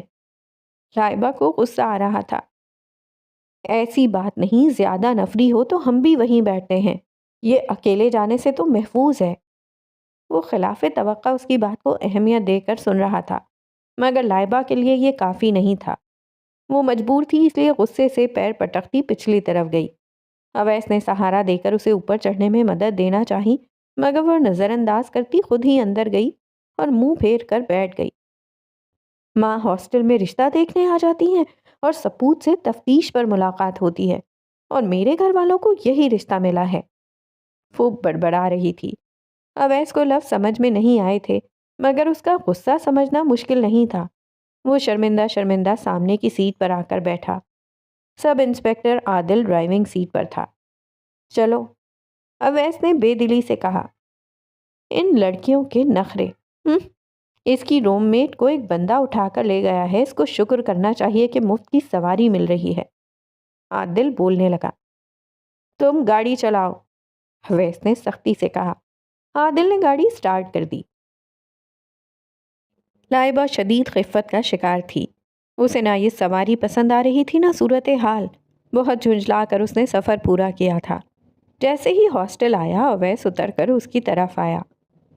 خدا حافظ، اس نے نرم لہجے میں کہا۔ لائبہ نے سر اٹھا کر دیکھا۔ اندھیرے میں اسے ہاسٹل میں موجود لڑکیاں نظر نہیں آ رہی تھیں، مگر ان لڑکیوں نے ضرور دیکھا ہوگا کہ وہ پولیس کے ڈالے میں آئی ہے۔ وہ بغیر کچھ کہے تیز تیز چلتی اندر چلی گئی۔ اویس کو برا نہیں لگنا چاہیے تھا، مگر لگ رہا تھا۔ زندگی کے عجیب کھچڑی بن گئی تھی۔ وہ دوبارہ سے گاڑی میں بیٹھنے لگا تو اندر جاتی لائبہ پلٹ کر آئی۔ شکریہ۔ آداب زندگی تھے جو اس نے نبھا لیے، ورنہ اس وقت اندر سے شکر گزاری کا کوئی جذبہ نہیں پھوٹ رہا تھا۔ وہ کہہ کر اندر چلی گئی۔ چلیں سر؟ عادل نے چھچورے انداز میں پوچھا۔ اویس نے اپنی ہلکی سی مسکراہٹ دبائی۔ ایک بات بتاؤ۔ وہ بالکل سنجیدہ ہوا۔ جی سر۔ عادل بھی الرٹ ہو گیا۔ تمہیں کیسے پتا کہ اغوا کار ایک آدمی تھا؟ اویس نے عادل سے پوچھا۔ جی، کیا مطلب سر؟ تم نے کہا نا اس کی روم میٹ کو ایک بندہ اٹھا کر لے گیا، تمہیں کیسے پتا؟ سب کو پتا ہے یہ تو۔ عادل نے پردہ ڈالنے کی کوشش کی۔ اب تک تو ہم سمجھے تھے کہ یہ 2 یا 3 لوگوں کا کام ہے، اس گھر سے بھی یہی معلوم ہوتا تھا، لیکن تم کہہ رہے ہو ایک بندہ اٹھا کر لے گیا۔ اویس نے اب اپنی باز جیسی تیز نظر عادل پر گاڑی۔ عادل کے چہرے پر ایک لمحے کے لیے سایہ آیا تھا اور اویس نے اسے لمحہ بھر میں پکڑ لیا تھا۔ اب اسے معلوم ہو گیا تھا کہ چھاپا پڑنے سے پہلے اغوا کار بھاگ کیسے گیا تھا۔ وہ صوبے سے باہر جانے کا سب سے غیر معروف راستہ تھا۔ اس پولیس ناکے کی مخالف سمت 6 فٹ دور ایک پیٹرول پمپ تھا۔ پیٹرول پمپ کے ساتھ بنے ریسٹ ایریا کی عمارت اتنی خستہ تھی کہ اس کے عمارت ہونے پر شک تھا۔ چھت نہ دارد، بس وہاں چولہا جل رہا تھا، نل میں پانی آ رہا تھا، اس لیے وہ ریسٹ ایریا تھا۔ ناکے سے ریسٹ ایریا کے درمیان ایک آدمی مسلسل ٹہل رہا تھا، وہ جو پوری رات نہیں سویا تھا۔ وہ تیز رفتاری کی تمام حدیں توڑتے ہوئے وہاں موجود تھا۔ جب اپنے ہی بازو منہ پر وار کرنے لگیں تو سب سے زیادہ چوٹ لگتی ہے۔ اس کے اپنے بندے عادل نے اغوا کار کا ساتھ دیا، یہ جان کر اسے نئے سرے سے غصہ آنے لگا تھا۔ سبھی جانتے تھے کہ تفتیش میرے پاس آنی تھی۔ اغوا ہونے سے پہلے مجھے پتا تھا میں نے کتنا وقت لگانا ہے کہ وہ بھاگ نکلیں۔ یہ تو آپ کو کیس دے دیا گیا اور آپ نے سب سے پہلے ناکہ بندی کروا دی۔ عادل نے قبول کیا تھا۔ اویس نے اس سے کیسے سچ بلوایا؟ یہ ایک راز تھا جو تھانے سے باہر نہیں جاتا۔ آپ کہاں ہے؟ اویس نے پوچھا۔ میں نہیں جانتا۔ عادل اغوا کار سے ڈائریکٹ رابطے میں نہیں تھا، ورنہ اس کا فون ٹریس کر لیا جاتا۔ اویس نے خود کو اغوا کار کی جگہ رکھ کر سوچا، وہ کسی معروف شاہراہ سے نہیں جائے گا، سب جگہ ناکہ بندی تھی۔ لیکن اویس وہاں تھا جہاں ایسا محسوس ہو رہا تھا کہ صوبہ نہیں، دنیا ہی ختم ہو رہی ہے۔ وہ لاہور میں تعینات تھا، اس کی اتھارٹی اپنے علاقے کے آگے ختم ہو جاتی تھی۔ وہ ASP ستار سے ضد کر کے وہاں آیا تھا۔ مقامی انسپکٹر اس کی بڑی سفارش کے باعث اس کی در اندازی برداشت کر رہا تھا، ورنہ اس کی اتھارٹی پہلے ہی ختم ہو چکی تھی۔ ایک بار وہ صوبے سے نکل جاتا تو اس کی کوئی سفارش بھی کام نہیں آنی تھی۔ یہ آخری پڑاؤ تھا۔ ڈیوٹی پر مقامی کارندے موجود تھے۔ اویس سادہ جیکٹ اور جینز میں تھا، اس لیے دیکھنے میں بھی پولیس افسر نہیں لگ رہا تھا، مگر اس کے چلنے کا انداز ہی اسے نمایاں کر رہا تھا۔ سورج چڑھتے ہی وہاں 2 وینیں آ کر رکیں۔ 15 سیٹر وین میں سے بآسانی 32 لوگ نکل رہے تھے۔ ایک دم سے اس چھوٹی سی جگہ میں رش ہو گیا۔ چادروں، برقعوں، نقاب والی عورتوں اور بچوں کی بھرمار ہو گئی۔ وہ لوگ پہلے سے چوکنا تھے۔ رش بڑھا تو کھل کر سامنے آ گئے۔ پولیس والوں نے خود کو ظاہر کر کے محاصرہ کر لیا۔ قریبی پولیس اسٹیشن سے لیڈی پولیس بھی پہنچ گئی۔ اب کوئی بھی پیچھے نہیں جا سکتا تھا اور آگے جانے کے لیے ناکے سے گزرنا لازم تھا۔ اویس ناکے کے پاس منڈلاتا ہوا سب پر نظر رکھے ہوئے تھا۔ دوسرے لوگوں کی طرف سے اسے ناگوار نظروں سے دیکھا جا رہا تھا۔ تلاشی سے خوف پھیل رہا تھا۔ اتنے میں ایک جیپ اویس کے قریب آ کر رکی۔ اس کے اندر سے شلوار قمیض میں ملبوس سنہری گھڑی والا لڑکا نکلا، جس نے کچھ دیر پہلے دوبارہ شیو کی تھی۔ سب خیریت جناب؟ وہ مہذب انداز میں پوچھتے ہوئے اویس کے پاس پہنچا اور مسافر کے لیے ہاتھ بڑھایا۔ ہاں، بس روٹین چیکنگ، اویس نے سادے سے انداز میں کہا۔ یہ پہلا شخص تھا جو سیدھا اس کے پاس آیا تھا۔ فطری طور پر اویس اس سے زیادہ دوسروں کی طرف متوجہ تھا۔ چلیں، مہربانی، لڑکے نے سنہری گھڑی والا ہاتھ دل پر رکھ کر الوداع کے انداز میں کہا اور 2 قدم پیچھے ہو گیا۔ سنو، تم تو وہی ہو نا، ایکسیڈنٹ والے؟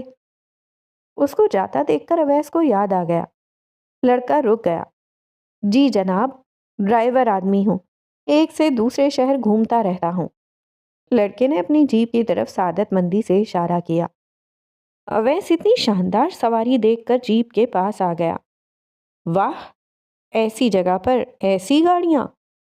اویس نے گھوم کر جیپ کو دیکھا۔ 2 سیٹیں آگے، 2 پیچھے، چھت کھلی ہوئی اور سیٹوں کے پیچھے کھلی جگہ جہاں سامان پڑا تھا، سلیپنگ بیگ، انگیٹھیاں، کوئلے، برتن وغیرہ۔ گھومنے آنے والوں کو یہاں کی خوبصورتی پسند آتی ہے، سڑکیں نہیں، اسی لیے کرائے کی سواری بھی اچھی ہی لیتے ہیں۔ ابھی کیمپنگ کا سامان لے کر وادی میں جا رہا ہوں۔ آپ بھی کبھی ہمیں مہمان نوازی کا موقع دیں، ہماری خوش قسمتی ہوگی۔ وہ اخلاق سے کہتا ہوا اپنے بزنس کے لیے غالباً گاہک ڈھونڈ رہا تھا۔ اویس اس کی مہمان نوازی کو مزید جانچتا، اس سے پہلے شور مچ گیا۔ زنانہ باتھ روم سے ایک عورت چلاتی ہوئی باہر آئی۔ باتھ روم ناکے سے کافی دور مخالف سمت میں تھا۔ اس طرف بھی کوئی عملہ موجود تھا، مگر چیخو پکار سن کر ناکے والے عملے کی توجہ بھی وہیں ہو گئی۔ باتھ روم میں کوئی ہے، زندہ ہے، عورت ہانپتے ہوئے بتا رہی تھی۔ ہاسٹل میں پھپھو آئی تھیں۔ شاکرا پھپھو تھیں تو لائبہ کی پھپھو، لیکن ان کے انداز سے سارے ہاسٹل کی لڑکیاں یوں ہل گئیں جیسے وہ یونیورسل پھپھو ہوں۔ لائبہ انہیں اپنے کمرے کی طرف لے جا رہی تھی۔ کوریڈور میں داخل ہوتے ہی شاکرا پھپھو جان میں آ گئیں۔ لو بھلا، یہ کوئی وقت ہے سو کر اٹھنے کا؟ انہوں نے ایک لڑکی پر تبصرہ کیا جو دیو جیسا منہ کھول کر جماہی لے رہی تھی۔ 2 قدم آگے ایک لڑکی نے منہ پر لیپ لگا رکھا تھا۔ ان چونچلوں کی بجائے فجر پڑھا کرو بچے، اس سے زیادہ روپ آتا ہے۔ شاکرا سے کہے بنا رہا نہیں گیا۔ پھپھو یہ اپنی کلاس کی ٹاپر ہے، لائبہ نے سرگوشی کی۔ ہاسٹل کی لڑکیاں اس سے ویسے ہی سیدھے منہ بات نہیں کر رہی تھیں۔ ہاں تو میں کون سا کہہ رہی ہوں نالائق ہے، میں تو صرف یہ کہہ رہی ہوں کہ دنیا کے لالچ کے ساتھ آخرت کی فکر بھی کر لے۔ شاکرا پھپھو نے اپنی توپوں کا رخ لائبہ کی طرف کر دیا۔ ان دونوں کے ساتھ لائبہ کی والدہ راحت بھی تھیں، جو بیٹی کی پریشانی کی وجہ سے 2 راتوں سے نہیں سوئی تھیں اور ویسے بھی کم گو تھیں۔ اب نند ساتھ تھی تو آواز ہی نہیں نکل رہی تھی۔ میں نے خبروں میں سنا تھا اس لڑکی کے آگے پیچھے کوئی نہیں تھا، کہاں سے آئی کہاں گئی کسی کو خبر نہیں۔ تم اس لیے آئی تھی یہاں، بدنام لوگوں سے دوستی کرنے؟ شاکرا پھپھو پچھلے 2 دن سے سنسنی پھیلانے والی خبریں سن رہی تھیں۔ وہ یہاں آئی بھی اپنی ہی چسکے کی خاطر تھیں۔ نہیں شاکرا، وہ لائبہ کی دوست نہیں تھی، بس روم میٹ تھی۔ وہ تو ہاسٹل والے جو بھی دے دیں۔ راحت بیگم نے وضاحت دینے کی کوشش کی۔ کمرے کا دروازہ سامنے تھا۔ لائبہ مڑی اور دروازے میں ایستادہ ہو گئی۔ وہ میری دوست تھی، بیسٹ فرینڈ تھی، ہم نے خود کہہ کر ساتھ کمرہ لیا تھا۔ وہ فرسٹ آتی تھی، بدنام نہیں تھی۔ ہاں کچھ وجوہات کی بنا پر گمنام ضرور تھی، اس کے لیے دعا کریں، نہ جانے کس مشکل میں ہوگی۔ لائبہ نے آخری جملہ ماں کی طرف دیکھ کر کہا۔ شاکرا پھپھو کو سنبھلنے میں چند لمحے لگے۔ ہاں تو اور، ہماری وجہ سے تو مشکل میں نہیں ہے، اپنی حرکتوں کی وجہ سے مشکلیں ہیں۔ شاکرا پھر تنک کر بولی۔ لائبہ نے دروازہ کھولا اور اندر چلی گئی۔ اصل بولتی تو شاکرا کی اندر جا کر بند ہوئی۔ سنہری ستاروں والے سلیٹی پردے، کمرے کا ایک بستر سرخ پھولدار چادر والا اور دوسرا کالی سفید دھاریوں والا۔ سارے ہی کمرے میں ایک غیر محسوس تقسیم تھی۔ ایک طرف سب کچھ رنگین، حتیٰ کہ پانی کی بوتل بھی جامنی تھی، وہ لائبہ کا حصہ تھا۔ دوسرا حصہ گہرے رنگوں والا سمٹا ہوا، لیکن دونوں ہی جگہ زندگی تھی۔ وہاں تو ایسا کچھ نہیں تھا جیسی خونی تصویر خبروں میں کھینچی جا رہی تھی۔ شاکرا نے گھوم کر کمرہ دیکھا، اس میں تو معصومیت تھی، خوشیاں نظر آتی تھیں۔ ان کی نظر جھولا لیتی لڑکی کی تصویر پر پڑی۔ یہ در سمین نے بنائی تھی، لائبہ نے کہا۔ شاکرا کے سارے چسکے پر پانی پھر گیا۔ تمہارے ابو انتظار کر رہے ہیں، چلو سامان سمیٹو۔ راحت کام کی بات پر آئیں۔ امی 3 مہینے میں میرے امتحان ہیں۔ لائبہ کو یہی ڈر تھا کہ جو اس کے ہاسٹل میں رہ کر پڑھنے کے دشمن ہیں وہ مزید ہتھیار تیز کر لیں گے۔ وہاں جا کر پرائیویٹ امتحان دے دینا، یہاں رہنے کی اب کوئی ضرورت نہیں۔ شاکرا بولی۔ امی وہ باہر سے لاپتہ ہوئی تھی، خاندانی دشمنی کا چکر تھا۔ ہاسٹل اور کالج دونوں بہت محفوظ ہیں۔ اب تو مزید سختی کر دی ہے، ویسے بھی میں تو باہر نکلتی ہی نہیں۔ لائبہ فوراً وضاحتیں دینے لگی۔ شاکرا نے الماری کھول کر درازیں الٹ پلٹ کر بھی دیکھ لیا۔ سادہ سا بچیوں کا کمرہ تھا جیسے ہونا چاہیے تھا۔ وہ مایوس ہو کر در زمین کے بیڈ پر بیٹھ گئیں۔ سامان سمیٹو، باہر جا کر اپنے ابا کو سمجھانا، سارا خاندان ہماری چوکھٹ پر بیٹھا ہے۔ کالج کے چوکیدار نے بھی تمہارا نام لیا ہے کہ پولیس نے تم پر شک کیا ہے۔ بہت ہو گئی تمہاری منمانی، ہم سادے لوگ ہیں، خطروں کو مول نہیں لے سکتے۔ راحت نے بہت عرصے بعد آواز اونچی کی تھی اور ایک سانس میں ہی سب کہہ دیا تھا، کہیں روب میں کمی نہ آ جائے۔ رشتہ میرے لیے آپ پولیس والے کا ڈھونڈ کر لاتی ہیں، پھر خطروں کو مول لینا آنا چاہیے۔ اس کو ایسی چھوئی موئی لڑکی جچے گی جو اپنا آپ نہ سنبھال سکے۔ لائبہ نے منہ بنایا۔ شاکرا پھپھو جھٹکے سے بستر سے اٹھ کھڑی ہوئی۔ ہیں؟ کون سا رشتہ؟ کہاں کا رشتہ؟ تو ہم اتنے پرائے ہو گئے، مشورہ تک نہیں کیا۔ نہیں شاکرا، بچی ویسے ہی کہہ رہی ہے، اور تم اپنا سامان باندھو۔ راحت نے آنکھیں دکھائیں۔ باتھ روم میں کوئی ہے، زندہ ہے، عورت ہانپتے ہوئے بتا رہی تھی۔ باقی کسی نے کچھ نہیں دیکھا تھا، مگر سب ہی خوفزدہ تھے۔ بچے چلانے لگے تھے۔ اویس سب چھوڑ چھاڑ باتھ روم میں پہنچا۔ ایک ٹوائلٹ میں ایک بڑا سا کالے رنگ کا بیگ پڑا تھا، جس سے لاش کو ٹھکانے لگانے کا کام کیا جا سکتا تھا، مگر اس میں لاش نہیں تھی۔